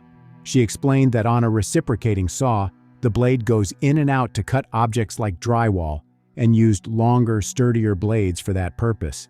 But a jigsaw worked on a flat surface to cut, so its blades are shorter and thinner. Grant asked about the reciprocating saws, but then balked at the price. Susan left him to his decision and went back to her work. Eventually, Grant dropped a box with a reciprocating saw and a couple of blades into his cart. He approached Susan again and asked where he could find large industrial trash bags. She escorted him to that spot, and then he wanted plastic tarps. She pointed him to the aisle. After picking those up, Grant returned to Susan, inquiring about goggles. After picking out a pair, he headed to the front counter and checked out. The investigators also found out why Laura decided to pick up the children on Wednesday and not on Friday, and why she came to Raleigh and not to Wilson, where she usually met Grant. It turned out that Grant had lured her to his apartment. On July 13th, the day Laura disappeared, at 4:08 p.m., Grant sent Laura a text message saying, "Would you like to keep the boys for the week until Sunday the 24th? At 4:12 p.m., she replied, "Okay, I'm leaving Wilson now. I'll call when I get past the traffic. Where will you be in an hour or so?" It was becoming evident that Laura was no longer alive and that Grant was responsible for this. Moreover, the police discovered that Grant was trying to create an alibi for himself. At 4:08 a.m. on Friday, July 15th, Grant sent an email to Laura exactly like the message he texted to her on Wednesday. "Would you like to keep the boys for a week until Sunday the 24th? At 3:30 that afternoon, the usual established time for them to exchange the boys for the weekend, Grant strapped little Grant and Gentle into car seats in his Durango and made the drive down to the Sheets in Wilson. He knew that place had surveillance cameras installed, so he went in and out of the store several times to confirm the legend that Laura did not show up for the meeting. Before arriving at the gas station in Wilson, Grant visited Walmart for the second time, where he paid cash for 3 black and 3 red duffel bags. Minutes before 2 p.m., Grant sent a message to Laura's email complaining about not being able to reach her on her cell. "This is not cool," he wrote. Grant shopped at Walmart again on Saturday morning, July 16, 2011. At 6:56 a.m., he bought a 120-quart cooler and 3 bags of ice. After loading them into the Durango, Grant went back inside and returned 3 of the 6 duffel bags he'd purchased the day before. Then he bought a 75-quart cooler and made a stop at the in-store McDonald's. At 10:59 a.m., Grant walked into a U-Haul facility in Raleigh. He did not look the least bit worried, hurried, or alarmed. Under the name Grant Hayes, he rented a trailer for $159. He also bought boxes, a sofa cover, a lock, and a ball mount and ball for his Durango to enable him to haul the trailer for an additional charge of $102. That night, pulling the rental behind his car, he made a trip to the Target a mile from his apartment. At 8:10 p.m., he purchased 2 Igloo Max Cold wheeled coolers, one 75 quarts, the other 50 quarts. He put them into the trailer and returned to the store, where he bought a toilet brush and paper towels. That Saturday night at midnight, Amanda, Grant, and the 3 children set out for Texas, a journey of 1,200 miles, an arduous undertaking with 3 little kids on board. About 8 hours later, the Durango pulled into a Motel 6 in Montgomery, Alabama, not quite halfway through their cross-country journey. Amanda paid $44 in cash for a room and registered as Amanda Smith. She and Grant slept for a few hours before heading west to Texas. The investigators learned that Amanda Hayes had a sister. Her name was Karen Berry, and she lived in Richmond, Texas. When the officers knocked on Karen's door, she was already waiting for them. Amanda and Grant were no longer there. Karen said that she had a conversation with her sister, from which she learned that Grant and Amanda had done something terrible to Laura. Amanda said, "Laura is dead." Karen looked at her little sister's face, seeking answers but afraid to find them. Amanda asked, "Is there any property that has a big hole in it?" Grant and Amanda kept asking a bewildered Karen about deep places, and finally she said, "There's a septic tank in the back." But as Karen and Amanda headed that way, suspicion smacked up against Karen's denial. "I don't think this is a good idea. One day this house might belong to one of my kids." "It's not a good idea at all," she said, and headed back to the house. Grant told Karen he needed some acid and asked if there was a Home Depot nearby. Karen gave him directions and let Amanda borrow a vehicle to drive there. At 9:37 a.m., Amanda Hayes walked to a drive-up ATM in a strip shopping center and made a withdrawal. A little after 10, in that same shopping center, Grant entered the Home Depot wearing a dark shirt and pants. Grant purchased the gloves, a 32-gallon plastic trash can, and the muriatic acid for a total of $69. Amanda and Grant were planning to get rid of the remains with the help of that acid, but they didn't succeed, so Amanda poured the acid out by stopping her pickup truck at the side of the road. They needed a new plan. Amanda asked her sister for permission to take the boat tied up at the edge of Oyster Creek. She also asked Karen if there were any alligators there. A special team of divers from Houston searched for Laura in Oyster Creek. A few days later, they found several separate body fragments. Soon after, the examination confirmed that the remains found belonged to Laura Ackerson. Grant and Amanda Hayes were the only suspects. They returned to North Carolina. On July 25th, they were arrested and charged with multiple counts. The trial began in 2013. The prosecutor stated that Amanda and Grant were experiencing financial difficulties and wanted full custody of Grant and Laura's sons. Therefore, they decided to get rid of their problems by luring Laura into their apartment.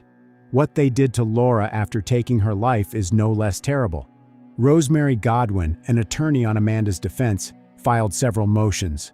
In one, she requested that her client sit at a separate table during the trial, since Grant Hayes had written her a threatening letter. Grant's lawyer, Will Durham, insisted that the crime was unpremeditated and that it was Amanda who took Laura's life. "This case is about a man covering up his wife's actions," he said. On July 13th, Amanda Hayes killed Laura Ackerson during the fight. It wasn't something that was planned, it was something that happened. On July 13th, Durham said, Laura Ackerson goes to Grant's house as she's done many times before. And she gets there and they are talking about the custody case and talking about how much money they spend on it. And somehow, a joke about how much money has been spent becomes an agreement. "And you'll see that agreement," he said, referring to the piece of paper found in the Hayes' apartment. They agreed to end the custody dispute. This what Grant had wanted. He wanted custody of his kids, and he was ecstatic. But standing 3 feet away was Amanda Hayes, and her husband had just agreed to give his ex-girlfriend $25,000. And they didn't know exactly where they were to get it from yet, and she was angry about it. Grant went to go to get the kids ready for the special visit. Something happened, and we don't know exactly what that was. But we do know what Amanda Hayes tells her sister 5 or 6 days later about what happened. Then Amanda did something serious, and Amanda tells her sister that I hurt Laura, I hurt her bad. Now what happens next are the terrible decisions of people who are terrified. Grant and Amanda started making terrible decisions because they were afraid to call the police. They were afraid that no one was going to believe what had happened wasn't intentional. They worried about going to prison. They make terrible decisions, and Amanda took charge of the situation, sent Grant out that night. He went and got some money. He said he went to Walmart hours after Laura's death. He buys a saw, and the next morning, Amanda calls her daughter Shaw and says, "Come get these children. Come get the boys out of the house." and Shaw does it and leaves Amanda and Grant with Laura Ackerson's body and the saw in the house. FBI forensic document examiner Lindsay Dinn had examined the note in which Laura gave up custody of her boys in exchange for $25,000. She determined that the top part was in Grant's handwriting and the bottom part was in Laura's. However, she could not determine who had written Laura's signature. The defense tried to press her on the latter point, but she insisted that she could reach no conclusion about that signature. We'll never know what really happened in Amanda and Grant's apartment. The exact cause of Laura's death was never determined because of what they did with her body. However, Grant's cellmate, who testified at the trial, said Grant confessed to him that he and Amanda lured Laura into the apartment, where they strangled her and then did the rest. On September 16, 2013, Grant Hayes was found guilty of first-degree life deprivation and sentenced to life in prison without parole. On February 18, 2014, Amanda Hayes was found guilty of a second-degree crime. The court sentenced her to 13 to 16 years. 4 years later in Texas, Amanda was sentenced to 20 additional years in prison.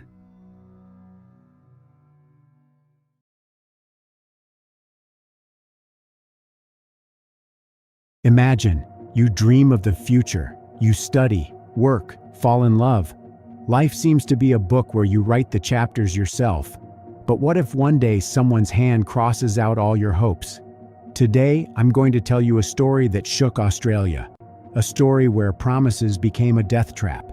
Her name was Arnima Hyatt, 19 years old, smart, ambitious, full of plans.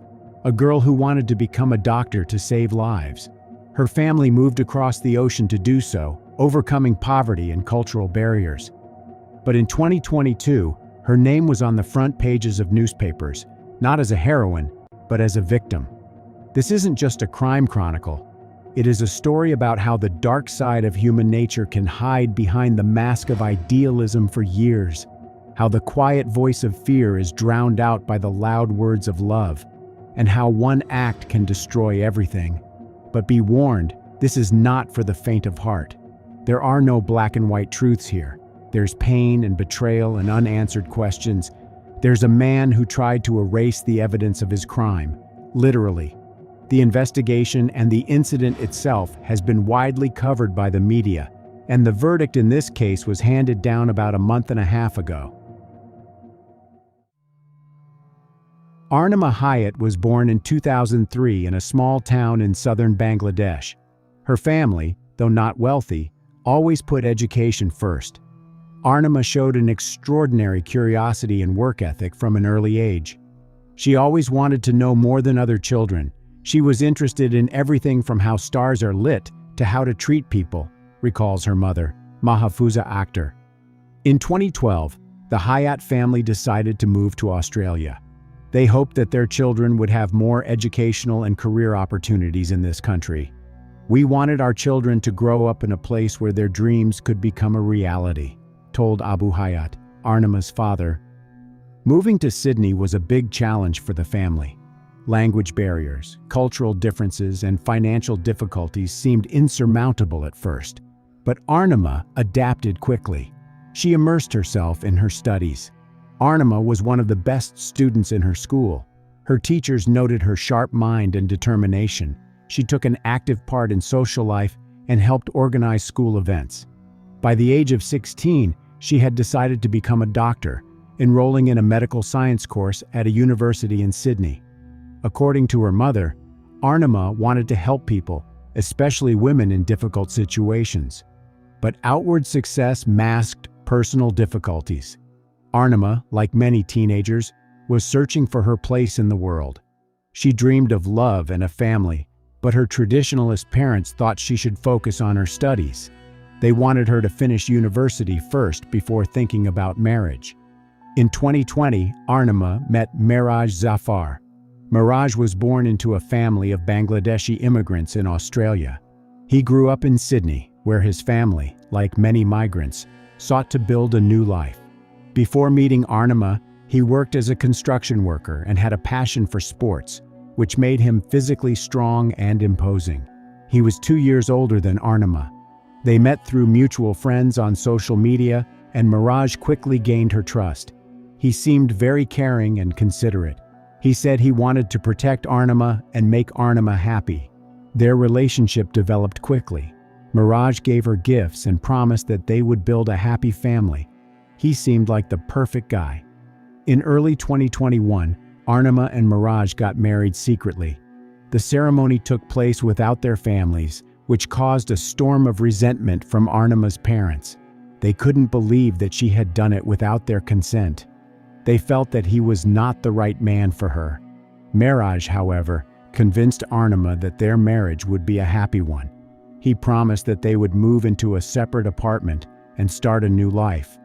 But just a few weeks after the wedding, things began to change.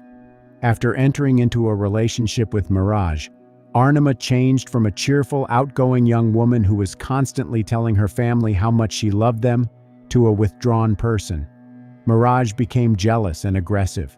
He forbade Arnima from socializing with her friends, controlled her correspondence, and even threatened to hurt her if she did not comply with his demands.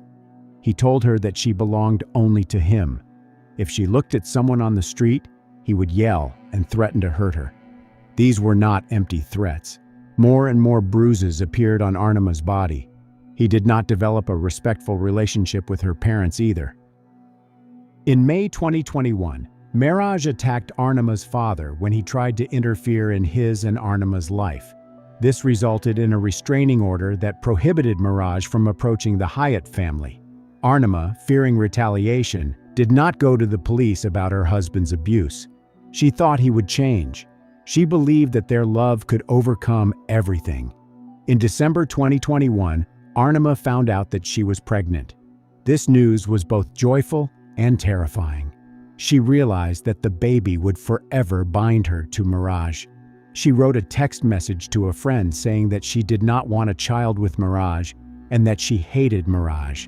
By the end of 2021, the relationship between Arnima and Mirage had reached a critical point. Mirage, who initially seemed caring and attentive, became increasingly aggressive. He controlled Arnima's every move, forbade her from socializing with friends and family, and threatened to harm her if she tried to break off their relationship. She repeatedly complained to her friends about Mirage using physical force against her. On one occasion, she said, he grabbed her by the neck and squeezed her so that she lost consciousness because he thought he saw her with another man. She told friends she was thinking of going to the police, saying she regretted marrying him and said she wanted a divorce. In January 2022, Arnima's patience ran out and she decided to leave Mirage. This she informed her friend in a text message, which was her last message. On January 31st, 2022, Mirage called his mother. During this conversation, he said that he and Arnima had a serious fight. When his mother asked what had happened to Arnima, Mirage said that she was not breathing. Despite his mother urging him to call an ambulance, he refused, telling her, "I'm not going to call the ambulance, I'm scared. The police will get me and they will put me in jail."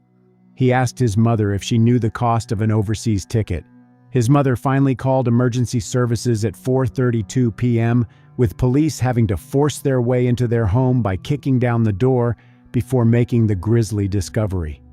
Arnima was found lying face down, partially submerged in a brown liquid with 5 20-liter bottles of acid sitting in the bathroom and a strong chemical smell in the air. Her body had to be identified using DNA. She was murdered by the person who was meant to love her, murdered by the person who was meant to respect her, by the person meant to protect her, the person meant to father her child and start a family with, by the person who was supposed to make all her dreams come true. By the time the police arrived, Mirage had fled and was wanted. When the police examined the scene of the crime, they found signs of a struggle in the apartment. Neighbors said that on the night of January 29th, they heard screams from Mirage's apartment, but no one called the police. The scene was very challenging for arriving police. When they did arrive and found chemicals at the unit, they retreated and called other units. Arnima's text messages sent to friends, where she described the beatings, became evidence of her husband's tyranny. As I said, Arnima's body was so damaged by the acid that it could only be identified by DNA. However, experts determined that her death was caused by strangulation. The investigation revealed that 2 days before the discovery of the body, on January 29, 2022, a tragedy played out in the couple's apartment. Mehraj, having learned that Arnima was planning to leave him, strangled her. According to investigators, he either blocked her breathing with his hands or covered her face with a pillow. He placed Arnima's body, who was pregnant at an early stage, in a bathtub. Mehraj's internet searches after killing Arnima Hayat included, "Can hydraulic acid burn through skin? Bunnings near me. How many years do you get in Sydney for murder? 9 News Live, and Parramatta Police Station." The next morning, Mehraj made desperate attempts to cover his tracks. According to the investigation, he left the North Parramatta apartment in his van and went to the Bunnings store, where he bought 20 liters of hydrochloric acid. He later returned for 4 more canisters, bringing the total amount of acid to 100 liters. Cell phone data gave investigators a lot of frightening information about the couple's relationship. Arnima spoke of Mehraj bashing and beating her almost to death, being a slave, marrying an abusive guy, and asking for a divorce. "Mehraj, when people finds out about us, you're going to jail for years and years," Arnima wrote in December 2021. Mehraj replied, "And who's gonna find out?" In another message, Arnima said she did not want a son like Mehraj, to which he replied, "We will have many sons, just like me." Mehraj sent messages to Arnima, including that she did not have his permission to leave the house. On the night of her murder, Arnima messaged a friend saying, "I have nobody except you." The friend replied, "You have got no choice. You have to stay with him." In a final message at 9:10 p.m., Arnima wrote, "No, I hate him." Within 45 minutes, she was dead. The police published Mehraj's picture so that as many people as possible would know that he was a suspect in a crime. Mehraj realized that he would not be able to flee the country. Realizing that his face was already on the wanted list, he decided to turn himself in. He voluntarily presented himself at the police station. His lawyer later stated that his client did the right thing by cooperating with the investigation. However, Mehraj's behavior during his arrest raised questions. He displayed nervousness, refused to comment on the details of the crime, and insisted on his innocence in the early stages. He argued that Arnima provoked the conflict and her death was an accident during an argument. Under pressure from the evidence, correspondence, camera footage, and chemical analysis, Mehraj changed his position. By the time of the trial, the police had enough evidence to prove Mehraj's guilt. All the evidence pointed to him committing the murder of his wife and then attempting to destroy the body to cover up the crime. In May 2024, he formally admitted the murder, claiming that he had acted in a state of temporary insanity for fear of losing his wife. At the hearing in the New South Wales Supreme Court, Mehraj kept a low profile, avoiding eye contact with Arnima's family. His defense was based on 2 arguments. First, the lawyers insisted that Arnima allegedly threatened to leave Mehraj and deny him the right to see his future child, which provoked an outburst of anger. Second, the lawyers argued that Mehraj had not planned the crime in advance and that the purchase of acid was an impulsive decision to cover up signs of panic. In a letter addressed to the court and his victim's family, Mehraj said he took full responsibility for his actions. "I don't know how to begin to say how sorry I am for all that I have caused and all that I have affected through my actions," he wrote in the letter read aloud in court. "It's the most terrible thing to do to someone else. I hope one day you can forgive me. I am very sorry," he said. Prosecutors presented evidence of Mehraj's prior Google searches. "Does hydrochloric acid burn the skin?" and "term for murder in Sydney." This indicated a consciousness of action. Arnima's text messages to her friends, where she described beatings and threats, confirmed that Mehraj controlled and humiliated her. Messages contained in court documents reveal Mehraj's abusive behavior, including Arnima Hayat begging to be allowed to leave. "I just don't want to say this to your face because I'm scared you're going to bash me again," Arnima wrote in one message. "I don't want a son like you. I can't have your child." Mirage responded, "Baby, you need to let go of the past. Whatever I did was not me at all." Arnima's father, Abu Hayat, stated in his statement during the trial, "You burned the face I kissed every night. You stole our future." "Can you imagine someone burning your child? I can never see her again," he said. Arnima's mother, Mahfuza Akhtar, burst into tears as she described how her daughter dreamed of becoming a doctor. She wanted to save lives, but she couldn't save her own. "I knew he wasn't a good man," she said in a victim impact statement. "We thought she'd figure it out and come home to us. I know now that she did, but it was too late to save her." In a statement read by a support person, Arnima's mother, Mahfuza Akhtar, said her life fell apart the day her daughter was murdered. "There is no joy, no laughter, only suffering and pain. My tears are never ending, and the deep ache in my heart never stops." She said Arnima was stolen, not only from the family, but from the thousands of people she would have helped as a wonderful medical doctor. She recalled the day Arnima got into medical school as the happiest day of my life. "I was so overjoyed, I thought my heart would burst." Ms. Akhtar remembered how beautiful her daughter looked on the day they received their Australian citizenship and said she would give anything to see her face just one more time. "Instead, I sit by her grave every Friday, stroking the grass because I can no longer stroke her hair," she said. In his last statement, Mirage tried to apologize. "I am sorry for what I have done. I hope you will forgive me one day," he said. However, his tone sounded formal, and his words were not backed by emotion. A court-requested psychological evaluation revealed narcissistic and manipulative traits that cast doubt on the sincerity of his remorse. According to prosecutors, Mirage could not accept that Arnima was planning to leave and saw her pregnancy as a shackle rather than a joy. The judge noted that Mirage viewed his wife as property, not as a beloved woman. On December 19, 2024, judgment was entered in this case.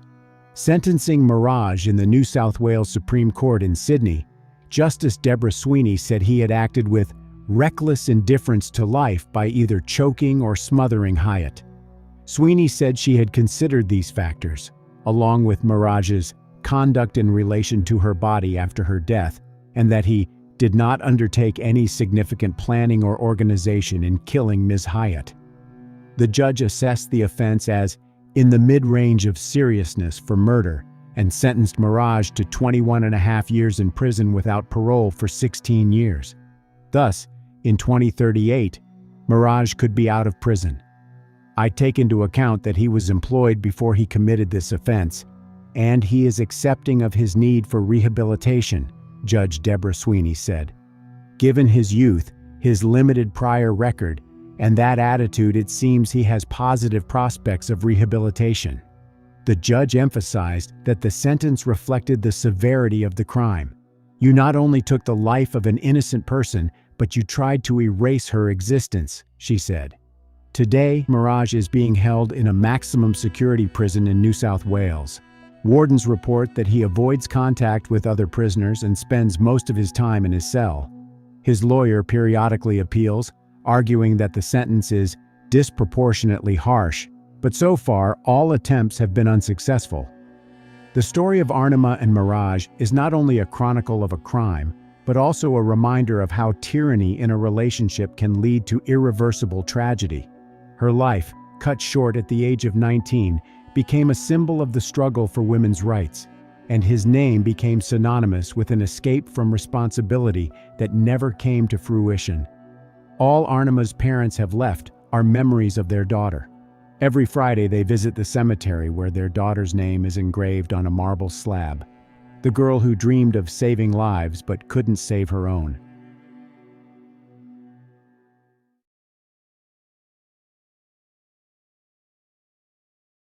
In this video, we take a look at the events that took place in the American state of Georgia. Laken Riley was a medical student at Augusta University College of Nursing in Athens. She was 22 years old. On February 22, 2024, she went for a run from which she never returned. Her death occurred on a trail near the university campus and garnered a great deal of media attention.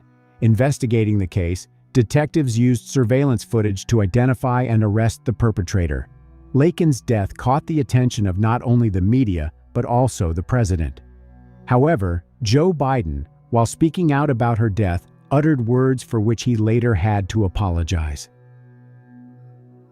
Laken Hope Riley was born on January 10, 2002, in Marietta, Georgia. She was the daughter of Jason Riley and Allison Phillips and had 3 siblings. Laken graduated from River Ridge High School in Woodstock, Georgia, in 2020, where she was an active member of the cross-country team. Her involvement in athletics during high school showcased her commitment to fitness and health. After high school, Laken attended the University of Georgia as an undergraduate student before transferring to Augusta University to pursue a degree in nursing. At Augusta University, she continued her academic journey with a focus on healthcare, reflecting her aspiration to become a nurse. Laken was known for her vibrant personality and dedication to her studies. She received her honorary white coat in August 2023, which symbolized the beginning of her nursing career and her commitment to humanism and compassion in healthcare. Friends and family described her as a beloved daughter and sister who had a bright future ahead. Unfortunately, all of her plans and dreams were shattered. On the morning of the day of her own death, at 8:55 a.m., Laken sent her mother Allison a text message that read, "Good morning. About to go for a run if you're free to talk." A doorbell camera captured the moment Laken left the house. She lived with other female students in a rented house near the university. Laken was very fond of running. Morning jogging was an integral part of her daily routine. At 9:24 a.m., Allison read the message and called her daughter, but there was no answer. At that moment, Allison didn't think anything bad could have happened. She assumed that Laken hadn't answered because she was running. 14 minutes later, Allison texted her daughter, "Call me when you can." Allison continued to try to reach Laken, but the calls went unanswered. At 9:58 a.m., Allison sent another text message that read, "You're making me nervous, not answering when you're out running. Are you okay?" Laken's sister and mother continued to make attempts to reach her, but all were unsuccessful. About 2 more hours passed. At 11:47 a.m., Allison texted, "Please call me, I'm worried sick about you." Subsequent calls, including from Laken's stepfather, also went unanswered. It was obvious that something strange was going on. Laken always kept in touch with her family, and her run could not have lasted more than 3 hours. At 12:05 a.m., the police were informed of Laken's disappearance. Half an hour later, her lifeless body was found in a wooded area near the lake near where she had been jogging.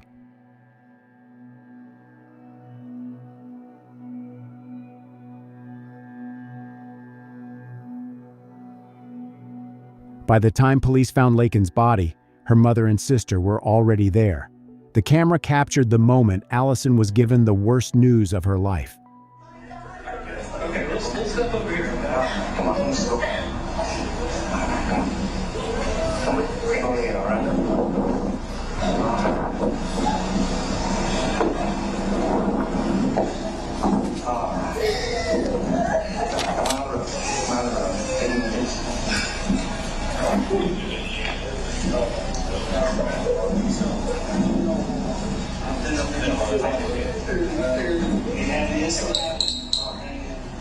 It's not good. I don't want to tell you yes or no because I don't have names and I don't know who anybody is. And I do know that this is a pretty serious incident.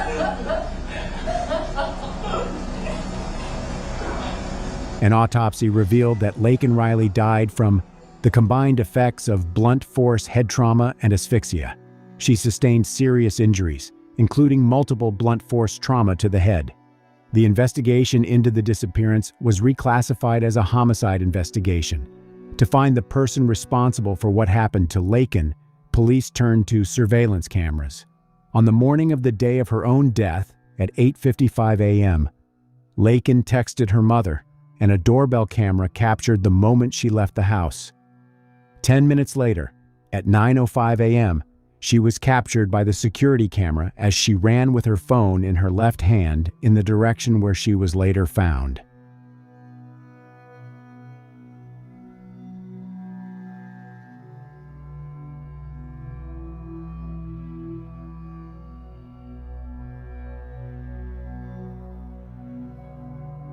She ran out of the camera's field of view at 9:06 a.m. Data from the smartwatch she was wearing showed that her heart stopped at 9:28 a.m. That is, 22 minutes after the camera captured her, Laken died. However, it turned out that Laken had made a 911 call before she died. The call was made 5 minutes after she ran out of the camera's view. The dispatcher who answered the call did not have time to say anything before the call was cut off. Acting on instructions, the 911 dispatcher called Laken's number back himself twice, but no one answered both times. Hello, this is Clark County 911. Can anyone hear me? In the initial stages of the investigation, police combed the area around the trail where Laken was found. They interviewed potential witnesses who may have seen or heard something unusual. Several people saw a suspicious male who was also caught on camera. This footage shows the suspect throwing away his own jacket. The footage was recorded 15 minutes after Laken's death. In addition to witness testimony and surveillance footage, forensic analysis played a crucial role in identifying the perpetrator. Investigators collected DNA samples from the crime scene, including from under Laken's fingernails, which indicated that she fought back desperately. The forensic team also examined items found near her body for trace evidence that could link the suspect to the murder. Police quickly found out the name of the man caught on the tape. It was Jose Ibarra, 26 years old. He was from Venezuela and had entered the United States illegally. On September 8, 2022, Customs and Border Protection officials encountered Ibarra after he crossed the U.S.'s southern border with Mexico near El Paso, Texas. He was paroled and released for further processing, officials said. Ibarra first stayed at a migrant shelter and then began moving around the country. Ibarra had been arrested by the New York Police Department on September 14, 2023, and was charged with acting in a manner to injure a child less than 17 and a motor vehicle license violation. He allegedly had a child on his moped without a helmet. New York officials then released him before a detainer could be issued. From New York City, Jose Ibarra moved to Georgia with his brother Diego Ibarra. A few words should also be said about his brother. According to court documents, Diego Ibarra, 29, has ties to a dangerous Venezuelan gang. Diego Ibarra was arrested for carrying a fake green card that he used to get a job at the University of Georgia. Prosecutors said Diego appeared to have gang ties based on his tattoos, clothing, and use of gang symbols in photos on social media. The gang was described in court docs as being responsible for recent violent confrontations with law enforcement and civilian victims in New York and elsewhere throughout the United States. That allegedly includes a string of violent phone robberies in New York City, where moped-driving members are accused of being those seen dragging victims to the ground to snatch their devices. Ibarra has tattoos linked to the gang, including a 5-point crown on the left side of his neck and a 5-pointed stars on the right side of his neck. Other pictures show him posing with handguns, prosecutors said, a clear violation of the law as he is an undocumented immigrant and is therefore not legally allowed to possess firearms in the U.S. In Georgia, Jose Ibarra lived in an apartment complex about a mile from the wooded area where Laken Riley's body was found. Even before the attack on Laken, he had been arrested for shoplifting at a local Walmart, but was released pending trial. In December 2023, a warrant was issued for his arrest after he failed to appear in court for the theft case. Police could have prevented the Laken attack if Ibarra had been arrested on the outstanding warrant, but no arrest was made.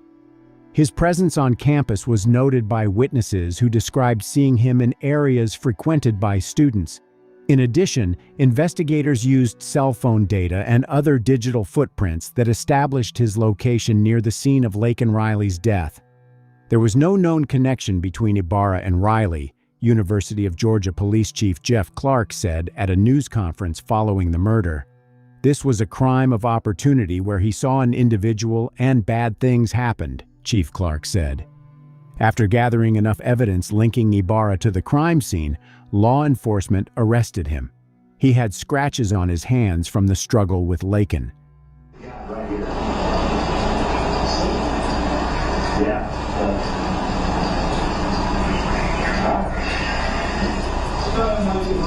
Hola. Hola. Hola. Hola.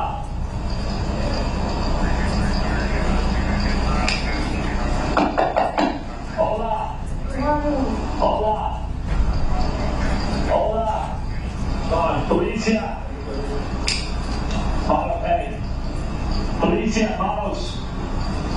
He said he left them on stove, so I'm gonna try and cut it off.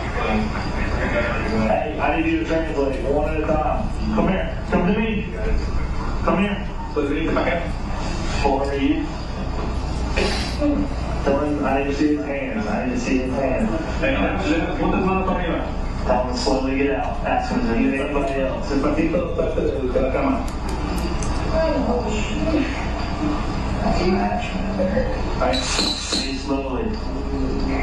También acá, despacito. Ven para acá. ¿Tienes algo en tus botas? ¿Hay alguien más aquí dentro? Ibarra was charged with 1 count of malice murder, 3 counts of felony murder, and 1 count each of kidnapping, aggravated assault, aggravated battery, hindering an emergency telephone call, tampering with evidence, and peeping Tom. On the day of Riley's killing, Ibarra also peered into the window of an apartment in a university housing building, which is the basis for the peeping Tom charge. Laken Riley's funeral was held March 1, 2024. With her departure came sudden and unwanted fame. Many people who'd heard of her knew too little about her life, and too much about her death and its furious aftermath. Those closest to her were understandably reluctant to give interviews. When the world loses someone like Laken, whose light consistently shines so bright, it seems that much darker in their absence, the church's lead pastor, Samer Masad, said in a written statement to the media. Laken was special, he added. She was a gift to anyone who knew her. Smart, kind, compassionate, and thoughtful, don't even begin to scratch the surface. She was a loving daughter, sister, and friend. She had a gift for making anyone she was around feel comfortable and seen. In Athens, near the place where Laken made her last run, a wooden sign stood on the shore of Lake Herrick. Someone had used black tape to change the word lake to Laken. Laken Riley's murder and the immigration status of the man charged with it quickly became a rallying cry for some prominent Republicans to blame migrants for crime in America and blast the Biden administration for its handling of the situation at the southern border. Laken Riley's tragic death struck the hearts of Georgians everywhere and has sparked national outrage. Joe Biden's failed policies have turned every state into a border state, and I'm demanding information from him so we can protect our people when the federal government won't, Georgia Governor Brian Kemp said in a post on X at the time. The brutal murderer who took the life of Laken was one of the millions of illegal aliens that the Biden administration simply released and unleashed upon our country. House Speaker Mike Johnson said on X. Donald Trump met with members of Laken Riley's family during his campaign appearance in Georgia. What Joe Biden has done on our border is a crime against humanity and the people of this nation for which he will never be forgiven, Trump charged, alleging that Riley would be alive today if Joe Biden had not willfully and maliciously eviscerated the borders of the United States and set loose thousands and thousands of dangerous criminals into our country. He was an illegal immigrant, and he should not have been in our country, and he never would have gotten into our country if Trump was president, Trump said. In turn, Joe Biden also did not ignore the death of Laken Riley, but he made a mistake in his speech. During the speech, to the loud applause of his supporters, Biden mixed up the name of the victim and instead of Laken said Lincoln Riley. Lincoln Riley, an innocent young woman who was killed by an illegal, he added. Note the word illegal in that quote.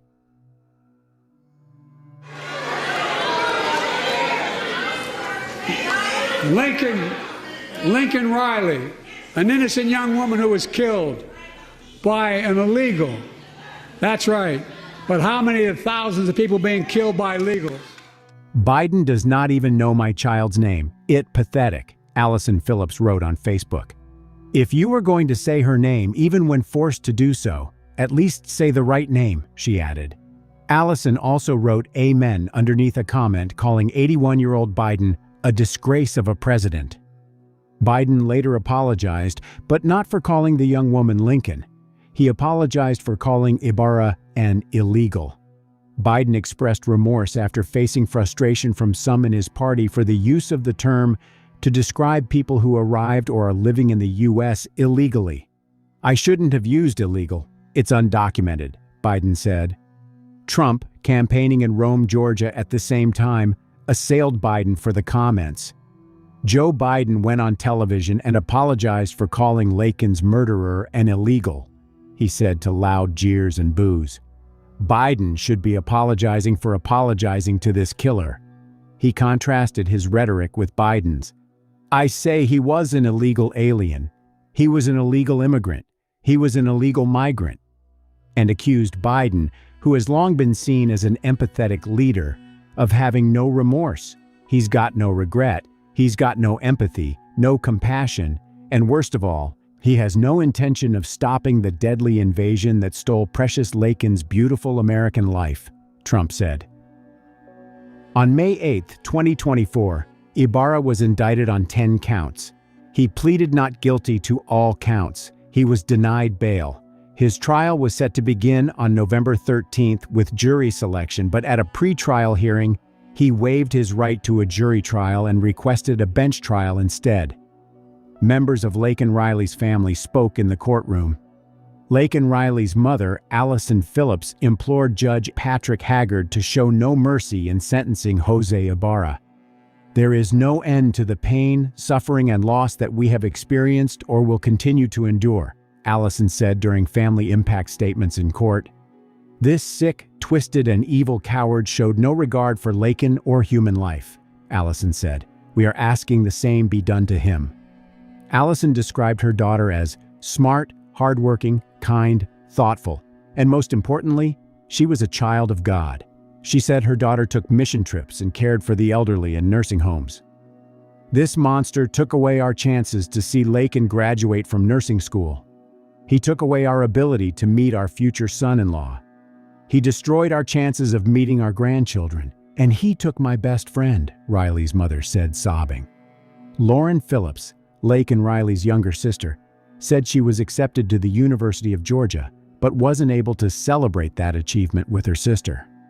I had to get accepted into my dream school, the University of Georgia, without my sister telling me how proud of me she is and finally getting to live in the same town together again, she said.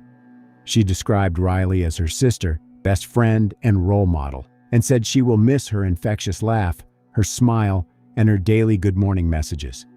The killing also robbed her of her sense of safety. I cannot walk around my own college campus because I am terrified of people like Jose Ibarra, she said. She called Ibarra a monster and said she had no doubt he was responsible for her death. Laken Riley's stepfather, John Phillips, choked up as he read one of Laken Riley's last journal entries addressed to her future husband. To my future husband, I'm working every day to become the best wife I can be, Laken wrote in part. John Phillips said Laken's journal entry is just a glimpse of what was tragically and brutally taken from her and the family. On Friday, November 15th, his trial finally got underway with prosecutors telling the court how the nursing student fought for her life, fought for her dignity against a man who had gone hunting for women that day. Prosecutor Sheila Ross said that when Ibarra he came across Laken Riley, she fought back. When she refused to be a victim, he bashed her skull in with a rock repeatedly. Defense attorney Dustin Kirby said in his opening that Riley's death was a tragedy and called the evidence in the case graphic and disturbing. But he said there is not sufficient evidence to prove that it was Ibarra and questioned how his fingerprints could be on the phone if he was supposedly wearing gloves. "The evidence in this case is very good that Laken Riley was murdered," Kirby said. "The evidence that Jose Ibarra killed Laken Riley is circumstantial." Ibarra, who comes from Venezuela and is not a U.S. citizen, has no known connection to the student and no known violent criminal history. Instead, investigators described Laken's death as a crime of opportunity. The prosecutor presented evidence that included Ibarra's DNA under Laken Riley's fingernails and Ibarra's fingerprint on her phone screen. A medical examiner from the Georgia Bureau of Investigation told the court that Laken Riley had injuries that included scratches, bruises, and cuts on her head, neck, torso, abdomen, left arm, and left leg. Prosecutor Sheila Ross said that Ibarra hit Laken in the head with a rock, and that Laken Riley's DNA was found on 2 rocks at the crime scene. The DNA expert also testified that testing showed that a jacket that police recovered from a trash can at Ibarra's apartment complex had a bloodstain on it that tested positive for Laken Riley's DNA, and that Ibarra's DNA was also on it. Ibarra's DNA was also found under the fingernails of Laken Riley's right hand. On November 20th, 2024, Judge Patrick Haggard found Ibarra guilty on all charges and sentenced him to life in prison without the possibility of parole, granting the requests of Laken Riley's family and friends. He also sentenced him to a second life sentence and 27 years in prison to be served consecutively. Today, the integrity of our judicial process and the pursuit of justice transcended political considerations, remarked District Attorney Deborah Gonzalez, whose circuit includes Athens-Clarke County. "No sentence can undo the harm caused by Jose Ibarra's actions, but we hope it brings justice to Laken's family and the community," she added.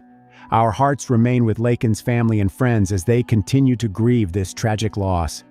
On March 7, 2024, the House of Representatives passed the Laken Riley Act. If enacted, the Laken Riley Act would mandate federal detention of illegal immigrants who commit burglary or theft and would allow states to file suit against the federal government for failing to enforce immigration laws.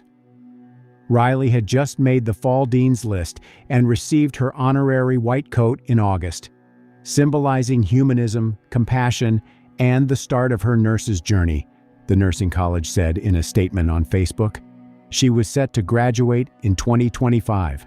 "The College of Nursing will miss Laken's spirit on campus, and our hearts go out to her family and friends," the statement said. "We know that she would have been a wonderful nurse, and her passing is a loss for the profession and the communities she would have graciously served."